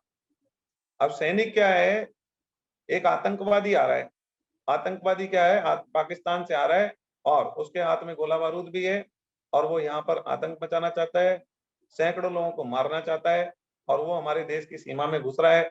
तो अब क्या करना होगा, सैनिक का क्या काम, सैनिक का धर्म क्या है, अपनी देश की रक्षा के लिए वो आतंकवादी को मारना पड़े तो मारे। अब आतंकवादी को मारने से क्या उसको पाप लगेगा, तो इसका आंसर है नो, बिल्कुल नहीं लगेगा। बल्कि वो नहीं मारेगा तो उसको पाप लगेगा। आतंकवादी को नहीं मारेगा ना तो सैनिक को पाप लगेगा, यदि उसने आतंकवादी को मारा तो पाप नहीं लगेगा, उसको पुण्य लगेगा। तो और सैनिक जो है अपनी ड्यूटी छोड़ के वहां से चला जाता है और कोई और काम में लग गया, ठीक है, चाहे वो मान लो भगवान के भजन में ही लग गया, लेकिन अरे भाई आप अपने कर्तव्य को छोड़ के नहीं कर सकते ना। कैसे कि आप तो जो है मान लो आप पूजा पाठ में लग गए, किस चीज में लग रहे हैं और आपने अपना कर्तव्य छोड़ दिया, आप जो है वहां से चले गए, सैनिक जो है वहां से चला गया और सैनिक के पीछे से क्या हुआ, आतंकवादी घुस गए, 5 आतंकवादी घुस गए और उन्होंने 500 लोग को मार दिया है। तो बताओ सैनिक को क्या पाप नहीं लगेगा? अरे उसको बहुत ज्यादा पाप लगेगा। कैसे कि वो अपना कर्तव्य छोड़ के, अपना धर्म छोड़कर है और किस में लग गया था, वो ठीक है कोई और कार्य में लग गया। बिल्कुल मना करा है, भगवत गीता कहती है नहीं, ये नहीं चलेगा, ये बिल्कुल नहीं चलेगा। यदि आप ऐसा करते हैं तब तो फिर हर व्यक्ति क्या करेगा, अपना कर्तव्य छोड़ देगा और अपना कर्तव्य छोड़ देगा तो पूरा सिस्टम बिगड़ जाएगा, पूरा सिस्टम लैप्स हो जाएगा, पूरा ही मामला खत्म हो जाएगा। इसलिए भगवत गीता कहती है नहीं, आप अपने कर्तव्य को, अपने धर्म को सबसे ऊपर मानो, अपने धर्म को सबसे ऊपर मानो। हाँ, धर्म जो है जिसको कर्तव्य कहा गया उसको सबसे ऊपर मानना है और उसको कैसे करना है इसके बारे में भगवत गीता डिटेल से बताएगी, वो हम बहुत डिटेल से आगे चर्चा करने वाले हैं। लेकिन बात ये आती है कि जहां पर हम जो बात कर रहे हैं कि जो कर्तव्य होता है, व्यक्ति का जो कर्तव्य होता है वो उसको निभाना चाहिए, वो उसको पूरा करना चाहिए। ठीक है, तो यही भगवान कृष्ण ने अर्जुन से कहा, अर्जुन ने कहा मैं जंगल में चला जाता हूँ, तो भगवान कृष्ण ने कहा नहीं, बिल्कुल गलत है। ठीक है, ये दुर्योधन जो है और ये जो लोग हैं ये एक तरीके से आतंकवादी हैं और आतंकवादी मान सकते हैं आप, जिस तरीके के वो काम करते थे, शराब है, मदिरापान है और जो भी गलत गलत सारे काम होते हैं वो करते थे, चीर हरण करना, ये सब गलत काम करते थे वो लोग और उनके राज्य में प्रजा सुखी नहीं रह सकती है। और एक राजा का धर्म क्या है, राजा का धर्म है अपनी प्रजा को सुखी रखना। राजा का सबसे बड़ा धर्म होता है अपनी प्रजा का ध्यान रखना, अपनी प्रजा को सुखी रखना। तो राजा अपने धर्म को छोड़ के, अपने कर्तव्य को छोड़ के जंगल में जाके बैठ जाएगा और प्रजा के ऊपर जो अत्याचार होंगे ना, तो राजा को क्या, राजा ये सोचे कि मेरे को तो स्वर्ग मिल जाएगा और बाकी मर रहे हैं तो मरने दो, तो वो गलत है सिस्टम। बिल्कुल नहीं, स्वर्ग नहीं मिलेगा। भगवान कृष्ण ने स्पष्ट कर दिया कि तू घोर नरकों में जाएगा यदि तू युद्ध छोड़ के भाग गया तो। ठीक है, तो इसलिए हम बात यहाँ करेंगे कि जो धर्म, धर्म शब्द है ना वो बहुत इंपॉर्टेंट है। धर्म की चर्चा होने वाली है, अपने कर्तव्य को कैसे निभाएं, कैसे पूरा करें और इसी समाज में, सिस्टम में, व्यवस्था में रहते हुए कैसे भगवत प्राप्ति करें, इसकी बात भगवत गीता कहती है। भगवत गीता जंगल में जाने की बिल्कुल नहीं कहती, बल्कि राम सुखदास जी महाराज तो मतलब डांटते थे किसी व्यक्ति को कोई इस तरीके की बात करता था, तो बोलते थे भगवान, तो राम सुखदास जी बोलते थे, राम सुखदास जी महाराज बोलते हैं, क्या बोलते हैं राम सुखदास जी महाराज जो हैं, वो बोलते हैं कि भाई ये जो तुम जंगल में जाने की बात कर रहे हो ना, ये कोई तुम्हारा संन्यास जागृत नहीं हुआ है, ये तुम अपने कर्तव्यों से भागने की बात कर रहे हो और तुम्हें लग रहा है यार ये काम करो वो काम करो दुनिया भर का करो तो ज्यादा बढ़िया है, वहां जंगल में जाकर आराम से रहेंगे। तो तुम जो है ना, कोई संन्यास जागृत नहीं हुआ है तुम्हारा, तुम्हारे को तो केवल अपने कर्तव्यों से भागने की सूझ रही है, ये सब तुम्हें आफत लग रही है, इसलिए तुम संन्यास की बात कर रहे हो, जंगल में जाने की बात कर रहे हो। बाकी जंगल में जाके कुछ होने वाला नहीं है, बिल्कुल स्पष्ट कहते थे वो और बिल्कुल स्पष्ट बात भी है। आज मान लीजिए कोई व्यक्ति सोचता है हाँ मैं जंगल में चल जाता हूँ, संन्यास लेता हूँ, पता है आपको वहां 50 डिग्री टेम्परेचर पे एसी नहीं मिलेगा आपको, पंखा भी नहीं मिलेगा वहां, कूलर भी नहीं मिलेगा, बिजली का कनेक्शन ही नहीं मिलेगा। तो बिना बिजली का कनेक्शन के रह लोगे क्या वहां? एक दिन में ना सुबह जाओगे ना, शाम तक घर याद आ जाएगा, वापस भागना पड़ेगा। तो संन्यास नहीं है ये हम कर्तव्यों से भागने की बात करते हैं, तो इसके लिए बिल्कुल स्पष्ट मना करा जाता है कि ये सब चीज नहीं करनी चाहिए। चलिए, तो यहाँ पर धर्म क्षेत्र है, कुरुक्षेत्र है, तो ये तो हो गया। अब देखिए यहाँ पर क्या हो रहा है कि भगवत गीता में ये बात हुई कि भाई धर्म और मम के बीच में है। तो ये जो ममता है ना, ममता की वजह से ही भगवत गीता यहाँ पर, ये जो महाभारत का युद्ध हुआ ना, ये ममता की वजह से ही हुआ। क्यों ममता की वजह से हुआ? कि ये जो श्लोक था ना, धृतराष्ट्र ने जो श्लोक कहा उसमें ये बोला, मेरे और पांडु के पुत्रों ने क्या करा। मतलब अरे भाई, पांडु तो उनका छोटा भाई था और वो छोटे भाई के बच्चे थे, तो छोटे भाई बच्चों को वो अपना नहीं मानते थे। धृतराष्ट्र अपना नहीं मानते थे, धृतराष्ट्र ये मानते थे कि तो पांडु के पुत्र हैं, मेरे नहीं है। जबकि पांडव जो हैं वो धृतराष्ट्र को हमेशा अपने पिता के समान मानते थे, अपना पिता ही मानते थे कि भाई यही, उनके पिताजी के जाने के बाद में धृतराष्ट्र को अपना पिता मानते थे वो, कि भाई अब यही हमारे पिताजी हैं, क्योंकि हमारे पिताजी का देहांत हो गया, तो अब ये इनको ही हम अपने पिताजी की तरह पूरा मानते थे वो। ठीक है, तो पूरा, तो बाकी पांडवों ने तो क्या करा, धृतराष्ट्र को अपने पिता के बराबर माना। जबकि धृतराष्ट्र ने पांडवों को कभी भी अपने बच्चों के बराबर नहीं माना, और अपना पुत्र जो था दुर्योधन, उसको राज्य मिल जाए, चाहे अधर्म हो, चाहे कुछ भी हो, चाहे वो गलत है, वो दुर्योधन चाहे गलत है, गलत करता है, सारे दुर्गुण उसके अंदर है, प्रजा उस सुखी नहीं रह सकती कभी भी, प्रजा सुखी रहने का सवाल ही नहीं है, और वो सबके साथ गलत करता है, गलत ही होगा, और प्रजा के साथ भी गलत ही होगा। तो ऐसा है दुर्योधन, लेकिन फिर भी वो राजा बन जाए। और युधिष्ठिर जो है वो धर्मराज है ना, लेकिन फिर भी युधिष्ठिर राजा नहीं बनना चाहिए। तो ये उसकी जो मोह था धृतराष्ट्र का, उसी का परिणाम है महाभारत का युद्ध हुआ। तो यहाँ पर इस श्लोक में स्पष्ट दिखता है कि मेरे और पांडु के पुत्रों ने क्या करा। अरे भाई, पांडु के पुत्र और मेरे पुत्र मतलब अलग अलग कर दिए उन्होंने, बोलने में अलग हो गया, मतलब यहीं से समझ जाओ आप कि कितनी ज्यादा ममता है। चलिए, तो हम केवल कर्तव्य जो कर्म अपना करते रहे, तो उसी से भी हम क्या कर सकते हैं, भगवान का पूजन कर सकते हैं। भगवान का पूजन हो जाता है, आप अपने कर्तव्य कर्म को पूर्ण निष्ठा के साथ करते हैं ना, तो भगवान का पूजन है। आगे बढ़ते हैं हम। देखिए, ये हमारा श्लोक था 1.1। अब हम चलते हैं 1.2। 1.2 क्या है? 1.2 में संजय उवाच, संजय ने बोला।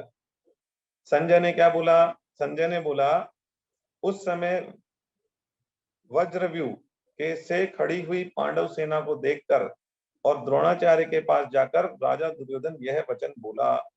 अब आगे संजय बता रहे हैं क्या हुआ है वहां पे। तो सेना खड़ी है दोनों तरफ की, दोनों तरफ सेना खड़ी हुई है, और दोनों तरफ की सेना खड़ी है, और दुर्योधन ने क्या किया? दुर्योधन ने, वो द्रोणाचार्य के पास गए और द्रोणाचार्य के पास जाकर बोले। तो द्रोणाचार्य के पास जाकर क्या बोले? तो सबसे पहले तो ये बात आ रही है कि भाई यहाँ पर जो सेना खड़ी है वो दोनों तरफ की सेना खड़ी हुई है, और जब ऐसी सिचुएशन है कि युद्ध होने वाला है, तो दुर्योधन द्रोणाचार्य के पास क्यों गए? भीष्म पितामह के पास क्यों नहीं गए? क्योंकि सेनापति तो भीष्म पितामह थे ना, तो भीष्म पितामह के पास जाके बोलना चाहिए था कि भाई क्या करना है, क्या कैसे क्या। लेकिन ये गए द्रोणाचार्य के पास। क्यों गए? क्योंकि इनको ही लग रहा था, दुर्योधन को, कि द्रोणाचार्य जो है उनके प्रिय शिष्य हैं, अति प्रिय शिष्य हैं। कौन? अर्जुन। वो सामने खड़े हैं, कहीं ऐसा नहीं हो जाए कि जो द्रोणाचार्य है पूरे मन से लड़ाई नहीं करे, और कहीं आधे मन से लड़ाई करे और हम युद्ध हार जाएं। तो ऐसी शंका दुर्योधन के मन में आई, इसलिए दुर्योधन क्या हुआ, द्रोणाचार्य के पास गए और द्रोणाचार्य को बोले। अब क्या बोले वो अगले श्लोक में आता है। ठीक है, क्या बोले वो? दुर्योधन ने बोला वहां जाकर, 4 श्लोक आगे के दिए हुए, एक साथ है, पेयर एक साथ दिया हुआ है चारों श्लोक का, मैं पढ़ दे रहा हूं। तो दुर्योधन बोले, क्या बोले दुर्योधन? दुर्योधन बोले, हे आचार्य, आपके बुद्धिमान शिष्य द्रुपद द्रुपद पुत्र धृष्टद्युम्न के द्वारा व्यूह रचना से खड़ी हुई पांडवों की इस बड़ी भारी सेना को देखिए।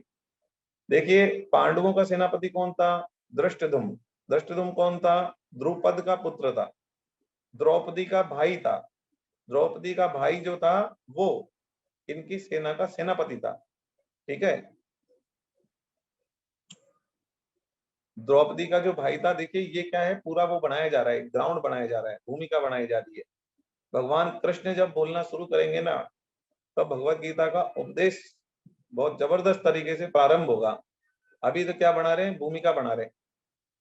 ठीक है, कि भाई ये गए वहां, इस इनको ये बोला, ये समझाया, ये करा, फिर ये हुआ, फिर ये हुआ, फिर जाके कृष्ण भगवान जब बोलना शुरू करेंगे ना, तो भगवत गीता का उपदेश प्रारंभ होगा। ठीक है, तो हमें उपदेश प्रारंभ करने से पहले, भगवत गीता का जो उपदेश भगवान कृष्ण प्रारंभ करेंगे उससे पहले एक बार जो यहाँ पर भूमिका है उसको हम पढ़ रहे हैं। ठीक है, उसमें ये भी लग सकता है कि भाई इसमें तो कुछ विशेष चीज नहीं आई, अरे तो संदेश अभी नहीं आ रहा है, संदेश तो अभी थोड़ी देर बाद में जब आएगा, जब भगवान कृष्ण बोलेंगे। ठीक है, तो भी भूमिका है, तो आप भूमिका को भी पढ़ें एक बार।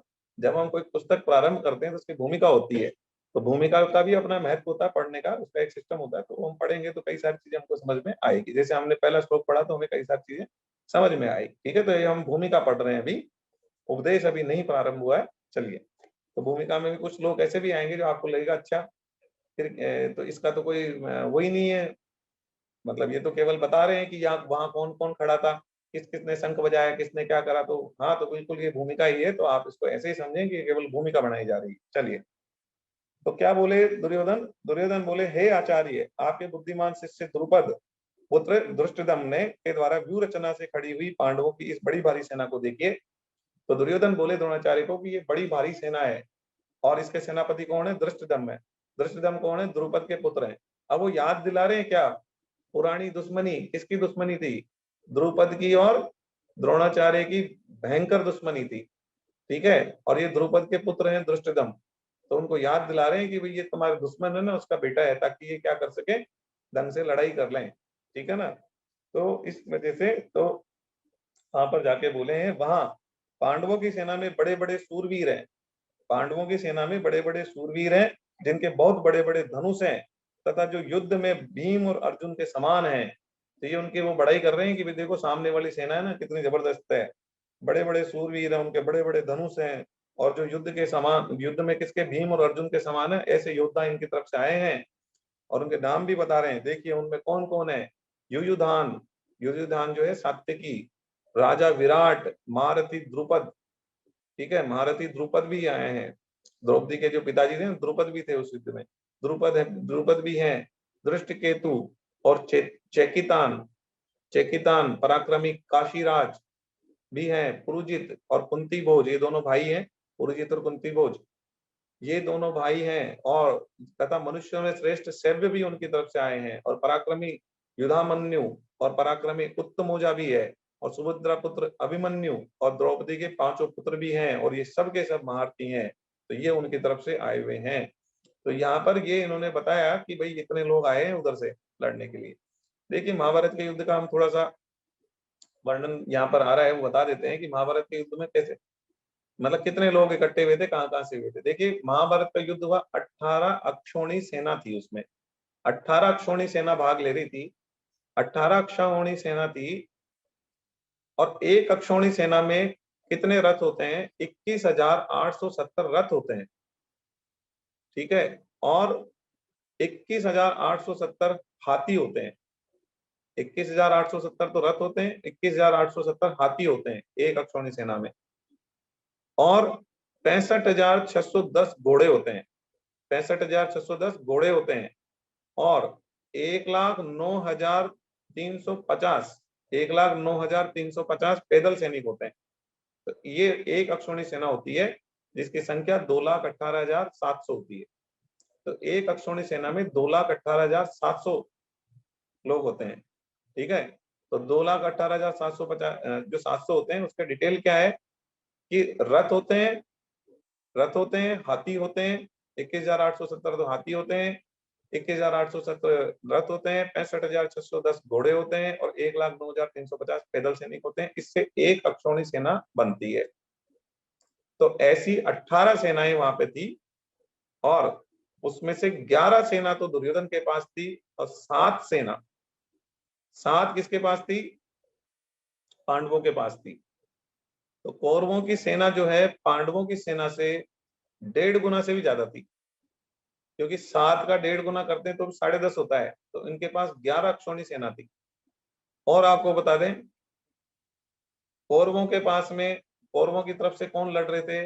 भीष्म पितामह लड़ रहे थे, द्रोणाचार्य लड़ रहे थे और कर्ण लड़ रहे थे। 3 तो ऐसे महारथी थे जिनके हाथ में शस्त्र होना तो उनको हराया नहीं जा सकता। धरती पे कोई ऐसा नहीं है जो इन तीनों को हरा दे, ऐसा कोई नहीं था जो इन तीनों को हरा सकता था। भीष्म पितामह के बारे में आप जानते होंगे, थोड़ा सा मैं बता देता हूँ।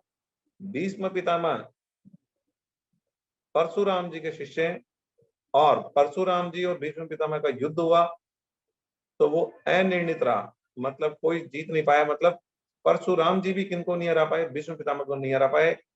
परशुराम जी ने धरती को 21 या 23 बार, मुझे एग्जैक्ट ध्यान नहीं आ रहा, 21 बार मान लेते, 21 बार धरती को क्षत्रिय विहीन किया हुआ है। परशुराम जी ने 21 बार धरती को क्षत्रिय विहीन कर दिया था, एक क्षत्रिय नहीं छोड़ा था, कोई राजा उनके सामने खड़ा भी नहीं हो सकता। तो ये परशुराम जी थे, क्योंकि परशुराम जी भगवान के अवतार ही हैं। तो परशुराम जी ऐसे थे जो 21 बार धरती को क्षत्रिय विहीन कर चुके, और वो यदि भीष्म पितामह को नहीं हरा पाए, वो जो युद्ध था वो टाई हो गया। टाई का मतलब कोई नहीं जीता, कोई नहीं हारा उसमें। तो इसका मतलब भीष्म पितामह की भी ये क्षमता थी कि 21 बार वो भी धरती को क्षत्रिय विहीन कर सकते थे, एक राजा उनके सामने खड़ा नहीं हो सकता। ऐसे महान योद्धा थे भीष्म पितामह। वो अकेले ही काफी हैं, कोई सेना वेना की जरूरत नहीं है। भीष्म पितामह अकेले ही इतने पराक्रमी थे, इतने अस्त्र शस्त्रों के ज्ञाता थे कि वो अकेले ही सफिशिएंट, एक अकेले खड़े हो जाए ना, और पूरी पूरी दुनिया की सेना सामने खड़ी हो जाए तो उनको हराना संभव नहीं है, उनके हाथ में अस्त्र शस्त्र हो तो इस तरीके के भीष्म पितामह थे। और ऐसे ही द्रोणाचार्य थे।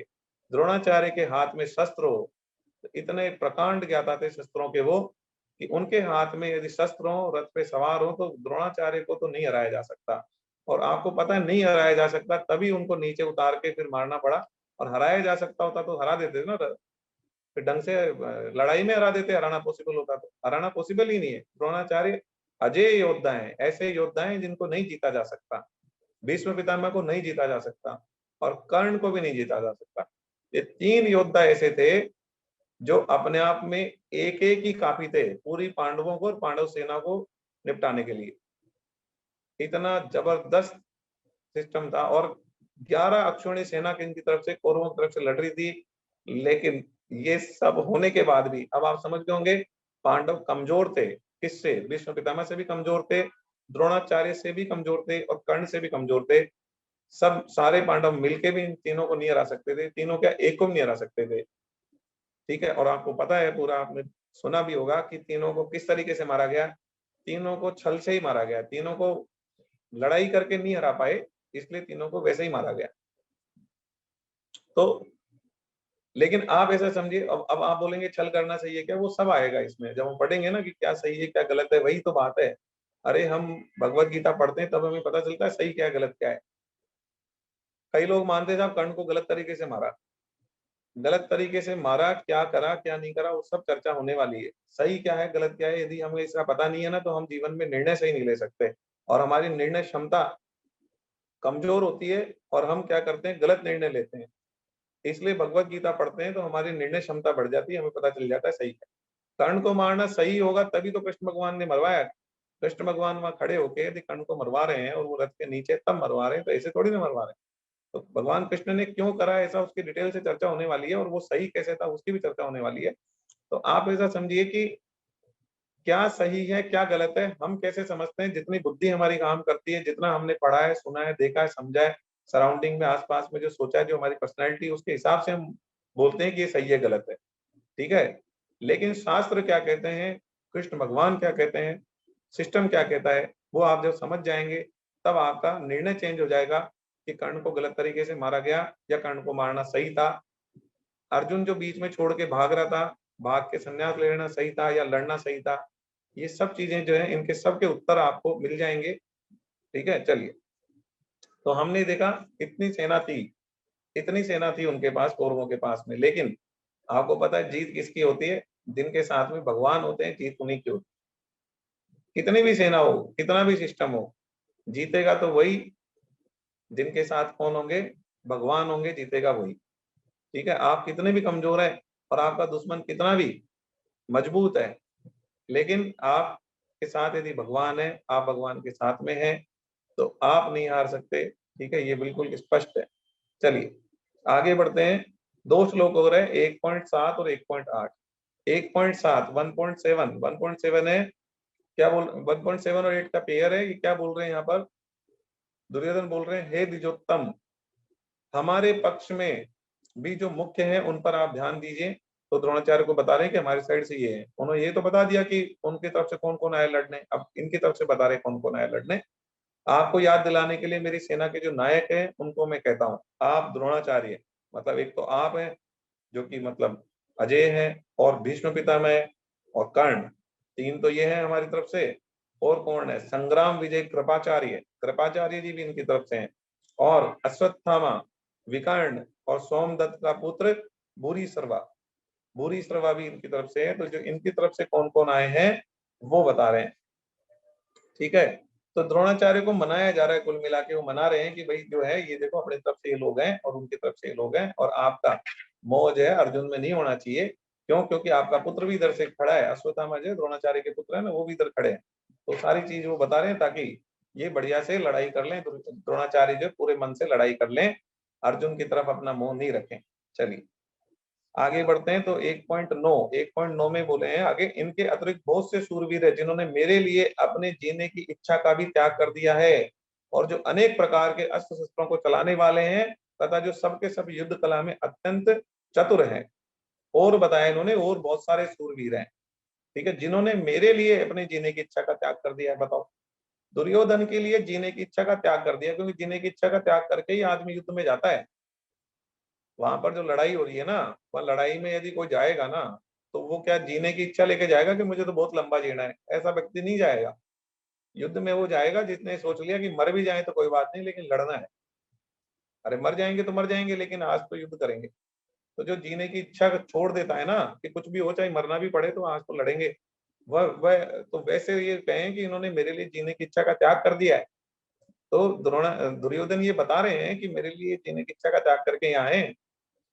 ठीक है, और ये सब के सब जो है, जो अस्त्र शस्त्र चलाने वाले युद्ध कला में चतुर है। देखिए क्या होता है, ये जो समाज और ये जो सिस्टम है ना पूरा, यदि ये एक व्यक्ति के पीछे हो जाता है, अब वो व्यक्ति चाहे अधर्मी है, और उसके साथ खड़ा हो जाता है, व्यक्ति निष्ठा ऊपर आ जाती है, धर्म निष्ठा पीछे छूट जाती है, तब समाज में गड़बड़ हो जाता है, पूरा सिस्टम खराब हो जाता है। कि हम व्यक्ति की निष्ठा रखते हैं, धर्म की निष्ठा नहीं रखते। और व्यक्ति की निष्ठा की वजह से क्या हुआ, ये सारा महाभारत हुआ। अरे भाई एक चीज बताओ, जब धृतराष्ट्र है तो धृतराष्ट्र को नहीं पता कि दुर्योधन गलत है, लेकिन फिर भी वो उसकी साइड बोल रहा है और उसको राजा बनाना चाह रहा है। और ये लोग जो खड़े हैं, द्रोणाचार्य हैं और है, ये सबको पता है कि दुर्योधन गलत है, फिर भी ये उसकी तरफ खड़े हैं, तो ये गलत।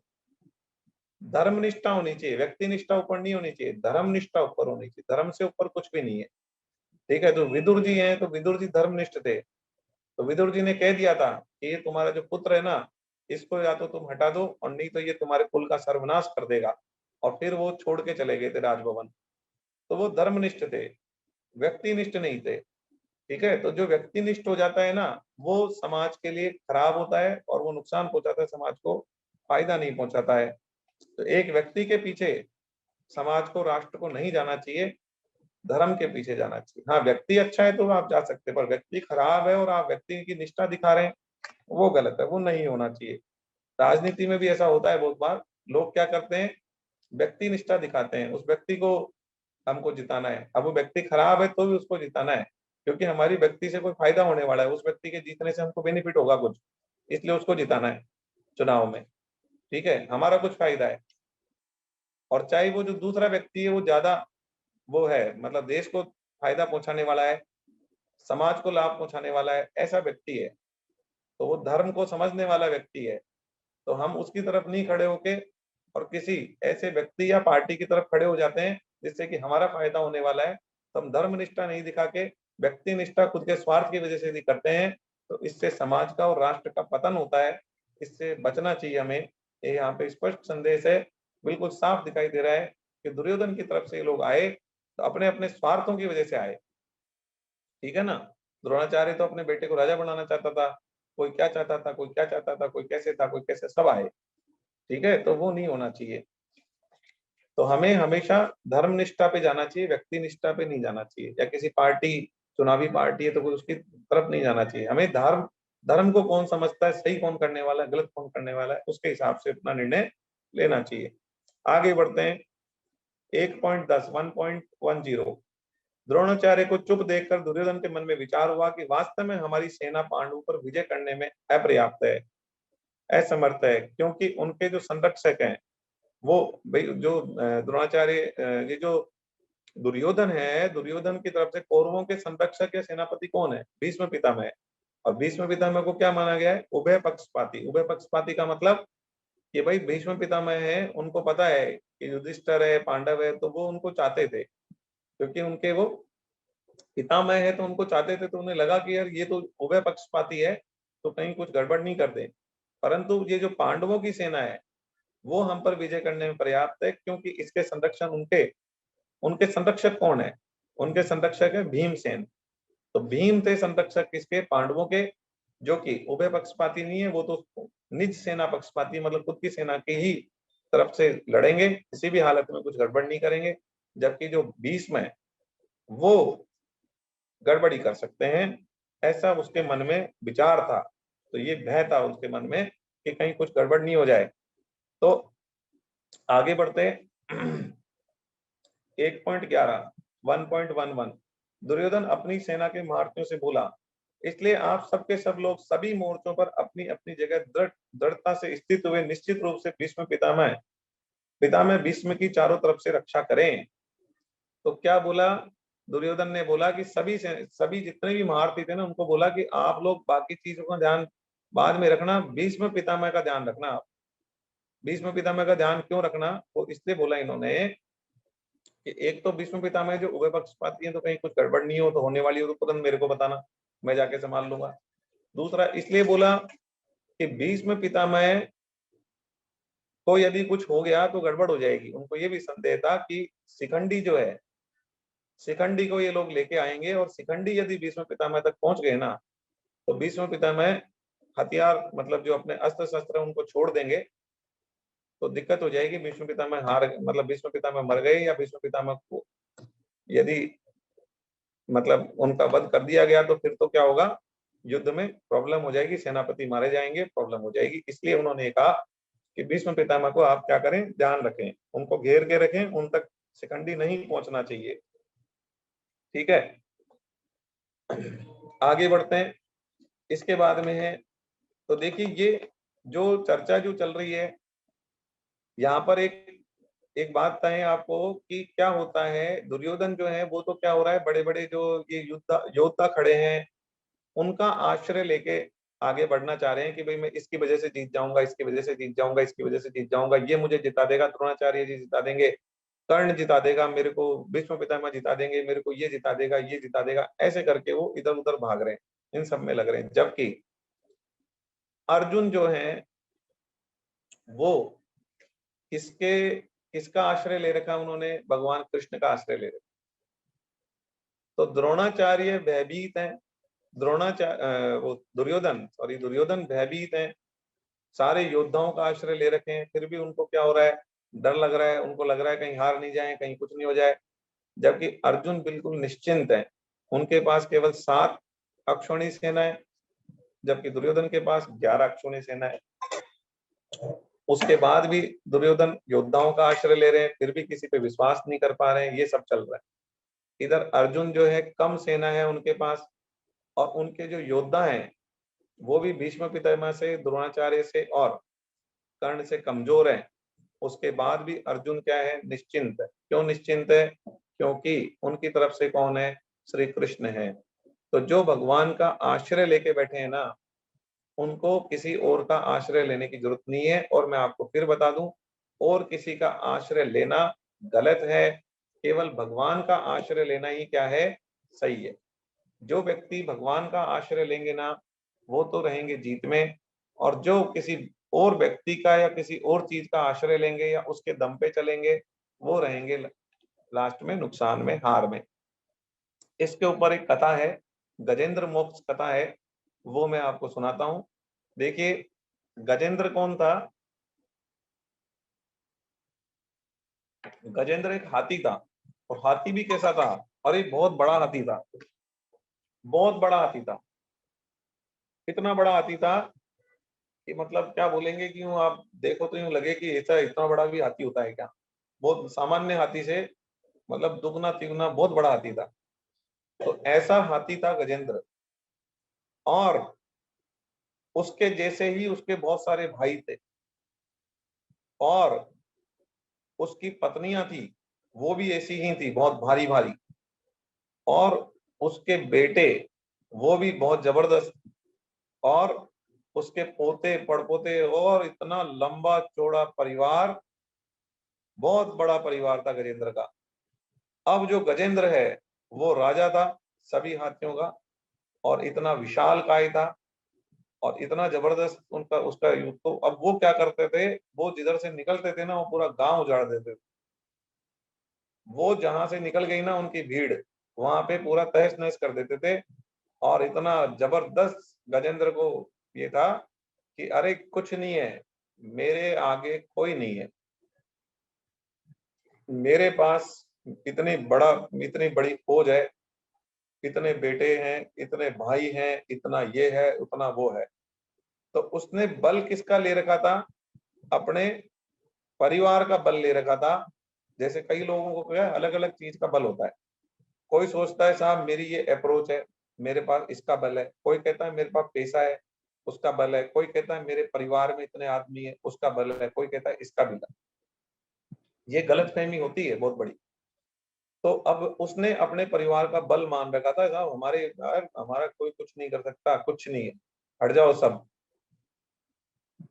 हम हम हैं, बाकी सब कम है, और हमारी ये अप्रोच है, हमारे पास पैसा है, हमारे पास। तो ये गलतफहमी आदमी में होती है, वो गलतफहमी गजेंद्र में थी। तो क्या हुआ, एक बार की बात है, गजेंद्र जो है पानी में उतरे नहाने के लिए।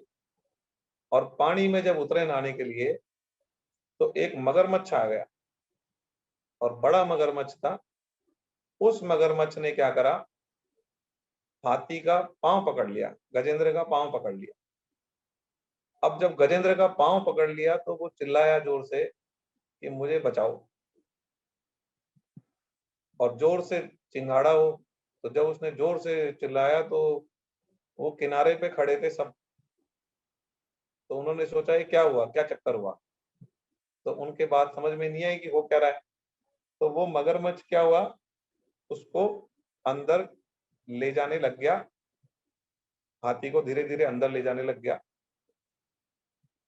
अब बाकी लोग, बाकी जो उसके परिवार के सदस्य थे, उनको लगा कि भाई ये तो क्या हो रहा है, ये तो मामला बिगड़ गया है। ये तो मगरमच्छ बहुत विशाल मगरमच्छ है, और ये तो इसने तो पकड़ लिया, ये तो अब छोड़ेगा नहीं, और अपन अंदर गए तो अपन भी मरेंगे। ये तो मामला आज गड़बड़ हो गया है। तो उसने क्या, गजेंद्र ने पुकारा अपने भाइयों को, अरे वाओ मेरे को बचाओ, मेरे को बचाओ। तो वो कोई आया ही नहीं, पानी में उतरे नहीं, क्योंकि पानी में कौन उतरे।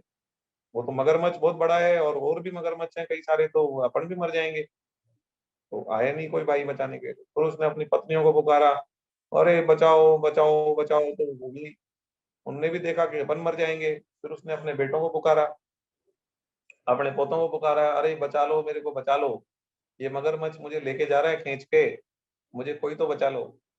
तो बहुत चिल्लाया वो, लेकिन उसको बचाने के लिए पानी में कोई नहीं उतरा, क्योंकि पानी में उतरने का मतलब था कि जो पानी में उतरता वो मर सकता था, क्योंकि दूसरा मगरमच्छ भी हो सकता है इतना बड़ा। और जब इसको गजेंद्र को ही पकड़ लिया, ये तो इसका साइज ही बहुत बड़ा है, और इसी इसी की हालत खराब हो गई, तो हम उतरेंगे तो हम तो मरना तय है हमारा। तो ये उनको लग गया कि आज हम अपन पानी में उतरेंगे तो मरेंगे।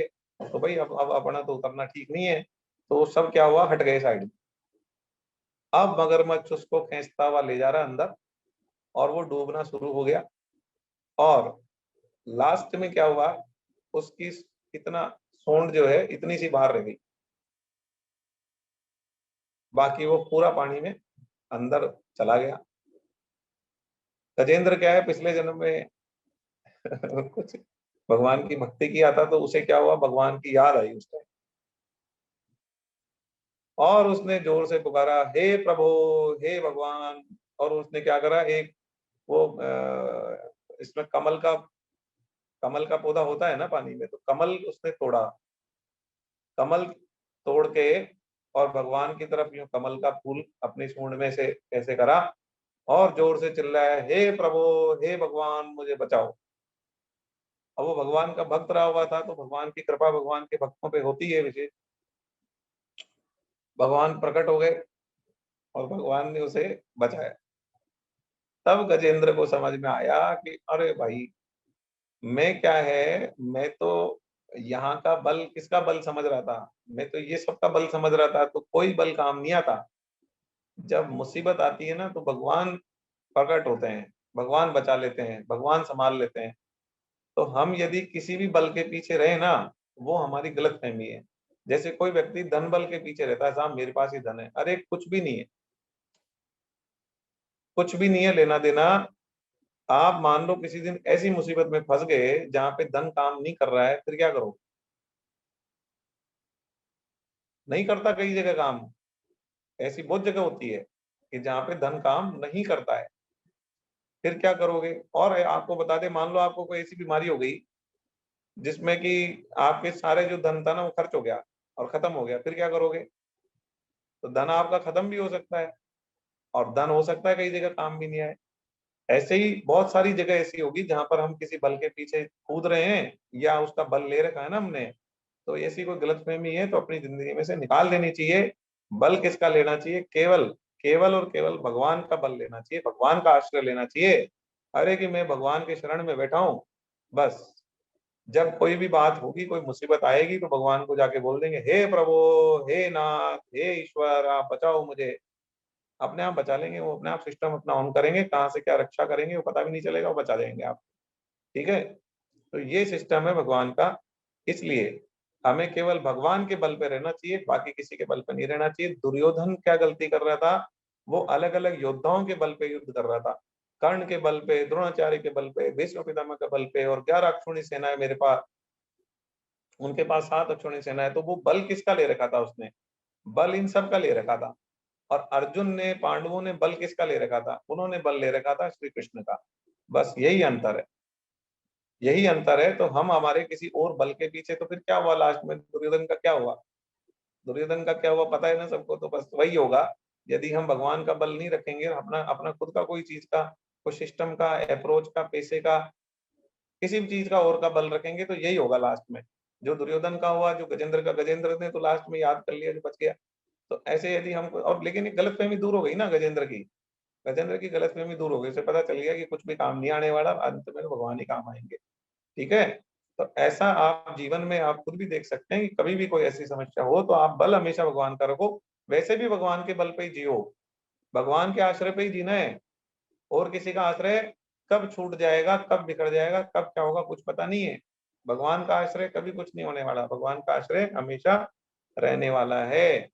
और आपको बता दें, संसार जो है ना, संसार में जिसमें हमने अपना मोह फंसा रखा है, जिसमें हमने, जिसको अपना मान रखा है, अपने बच्चों को, अपने परिवार के सदस्यों को, अपने सब लोग को, कि साहब ये हमारा, ये सब अपना, ये घर मेरा है, ये गाड़ी मेरी है, ये मेरा है, वो मेरा है, ये जो मेरा मेरा मेरा मान रखा है ना हमने, ये जो भी चीज आप आंख से देख रहे हो ना, जो भी आप आंख घुमा लो जिधर, आप जो भी चीज आंख से देख रहे हो ना, सब नष्ट होने वाली है। कोई 1 साल में, कोई 2 साल में, कोई 5 साल में, कोई 20 साल में, कोई 50 साल में, कुछ बचेगा नहीं। आपकी गाड़ी नहीं बचेगी, आपका फोन नहीं बचेगा, आपके परिवार के सदस्य 50 साल, 100 साल, अरे जाना तो पड़ेगा ही ना। तो बचने वाला कोई नहीं है, बचने वाला कुछ भी नहीं है। इसलिए इन सब चीजों में ज्यादा पढ़ने की जरूरत नहीं है। ठीक है, अपना कर्तव्य पूरा करना है, कर्तव्य के लिए तो बिल्कुल जरूरी है कि कर्तव्य पूरा करना है, लेकिन किसी के मोह में फंसने की कतई आवश्यकता नहीं है। हाँ, और हम यदि कोई गलतफहमी में है कि इस सब चीजों से हमें आनंद की प्राप्ति हो रही है, तो वो भी बहुत बड़ी गलतफहमी है। कैसे कि आनंद तो भगवान के पास है, परमानंद। भगवत गीता में आगे आएगा, अरे जिसने जो वो परमानंद की एक बार भी अनुभूति कर ली ना, वो भूल जाएगा सारे आनंद जो उसने जीवन में लिए होंगे ना। एक बार प्रभु के साथ जो परमानंद की प्राप्ति होती है ना, उसका तो भगवत गीता में तो ये स्पष्ट करा गया है कि जितने भी दुनिया में आनंद है ना, उनको एक तरफ रख दो, और जो प्रभु ईश्वर के साथ में जो परमानंद की प्राप्ति होती है ना, तो उसको आप एक तरफ रख दो, तो आप ये बोलोगे कि जो प्रभु के साथ परमानंद की प्राप्ति हुई है ना, ये उसका कोई अंश ही नहीं है। जो ये दुनिया का आनंद है ना, ये उसका कहीं आसपास में भी नहीं है, मतलब कोई परसेंटेज में नहीं निकल सकती। इतना कम पोजीशन है उसकी, इतना डाउन है वो चीज। तो असली आनंद तो प्रभु के साथ है, असली आनंद तो ईश्वर के साथ है, असली आनंद तो भगवान के साथ है। तो हमें उस परमानंद की तरफ बढ़ने की सोचना है।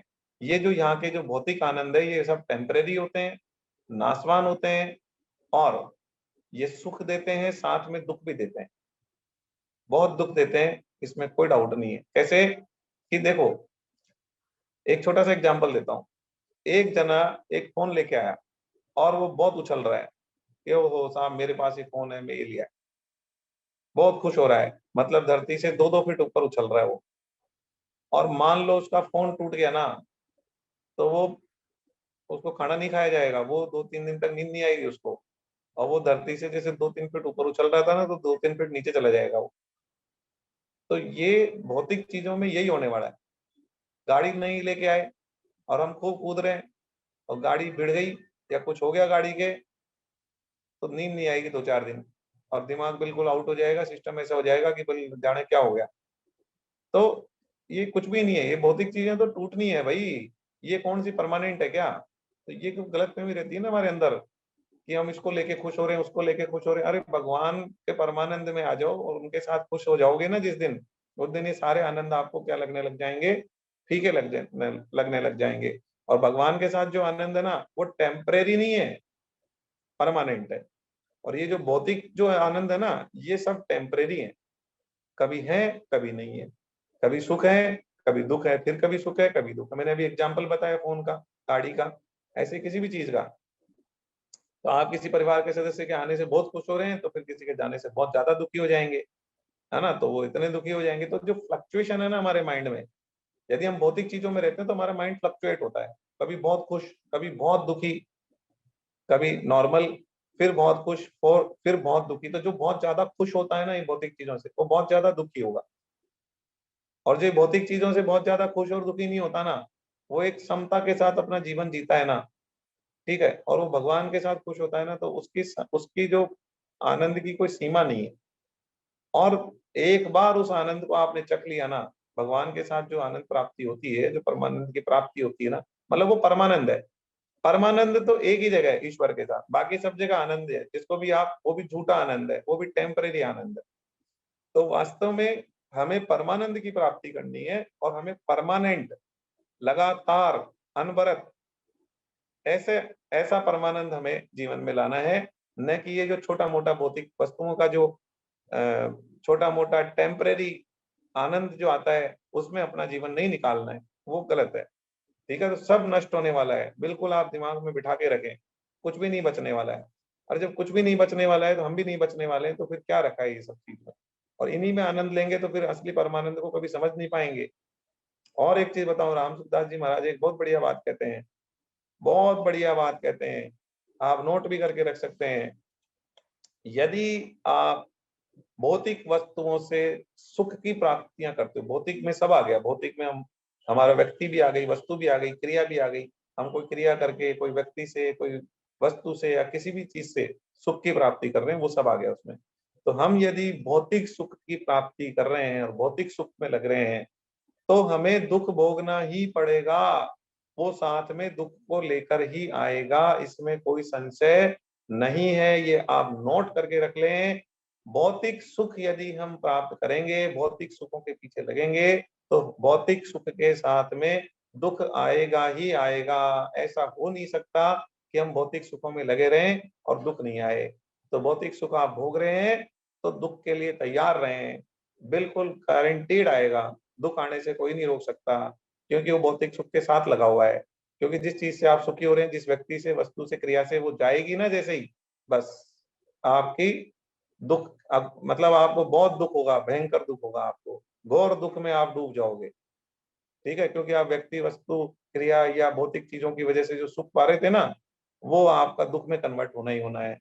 तो राम सुखदास जी महाराज बिल्कुल स्पष्ट कहते हैं कि भौतिक सुखों को प्राप्त करने वाला व्यक्ति दुखों के लिए तैयार रहे, दुखों के लिए बिल्कुल तैयार रहे, बिल्कुल आएंगे, कोई नहीं रोक सकता उसको, आना ही पड़ेगा।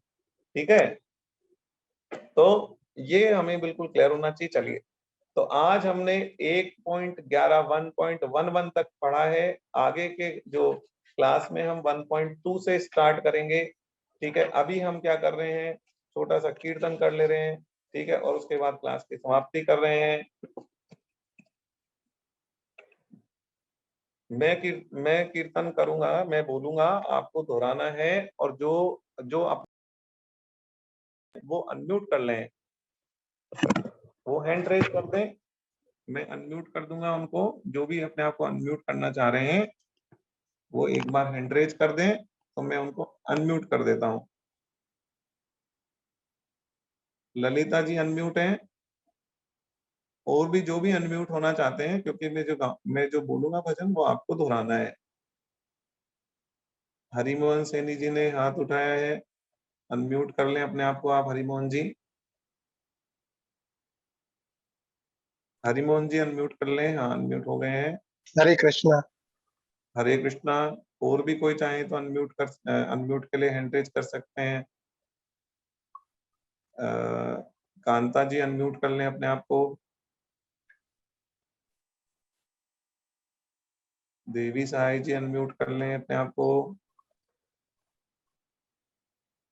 ठीक है, हरे कृष्णा हरे सर। कृष्णा।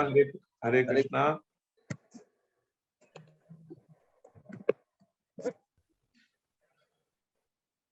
राधे गोविंद भजो राधे भजो राधे गोविंदा। राधे गोविंद राधे भजो गोविंद राधे भजो राधे गोविंद। राधे गोविंद भजो राधे गोविंदा। दिवा राधे अनम्यूट कर गोविंद दे, भजो राधे ये आ ही रहा है। राधे गोविंद भजो उसने कहा है राधे कि कांता जी आप गोविंदा। अपने आप को अनम्यूट कर लो। राधे गोविंद अनम्यूट हो भजो चुके हैं आप। राधे गोविंद। राधे गोविंद भजो राधे भजो राधे गोविंदा। राधे गोविंद भजो राधे भजो राधे गोविंदा। हरे कृष्णा। हरे कृष्णा। हरे कृष्णा। नाम हरे कृष्ण। संकीर्तनम यश्च नाम नाम संकीर्तनं संकीर्तनम यस्य यश कीर्तन यस्य सर्व सर्व पाप प्रणाशनम सर्व सर्व पाप पाप प्रणाशनम प्रणामो दुख समनष्टम प्रणामो दुःख प्रणामो दुख नश्यम समनस्तम नमामि हरिम परम। नमामि नमामि हरिम हरि परम। परम। बोलो बाके बिहारी लाल की। जय जय हो। हो। बोलो वृंदावन बिहारी लाल की। जय हो। जय हो। जय बोलो मीरा के गिरधर नागर की। जय हो। जय हो। बोलो सूर के घनश्याम की। जय हो। जय बोलो ब्रजभानु सुता राधा रानी की। जय हो। जय हो। जय बोलो मर्यादा पुरुषोत्तम भगवान श्री राम की। जय जय हो। हो। बोलो जय जनक नंदनी सीता मैया की। जय हो। जय हो। जय बोलो चैतन्य महाप्रभु की। जय जय हो। हो। बोलो अनंत कोटि वैष्णव वृंद की। जय हो। जय हो। बोलो आज के आनंद की। जय हो। जय हो। किसी का कोई प्रश्न है तो आप प्रश्न पूछ सकते हैं, प्रश्न के लिए हैंड रेज भी कर सकते हैं, और आप चैट भी डाल सकते हैं।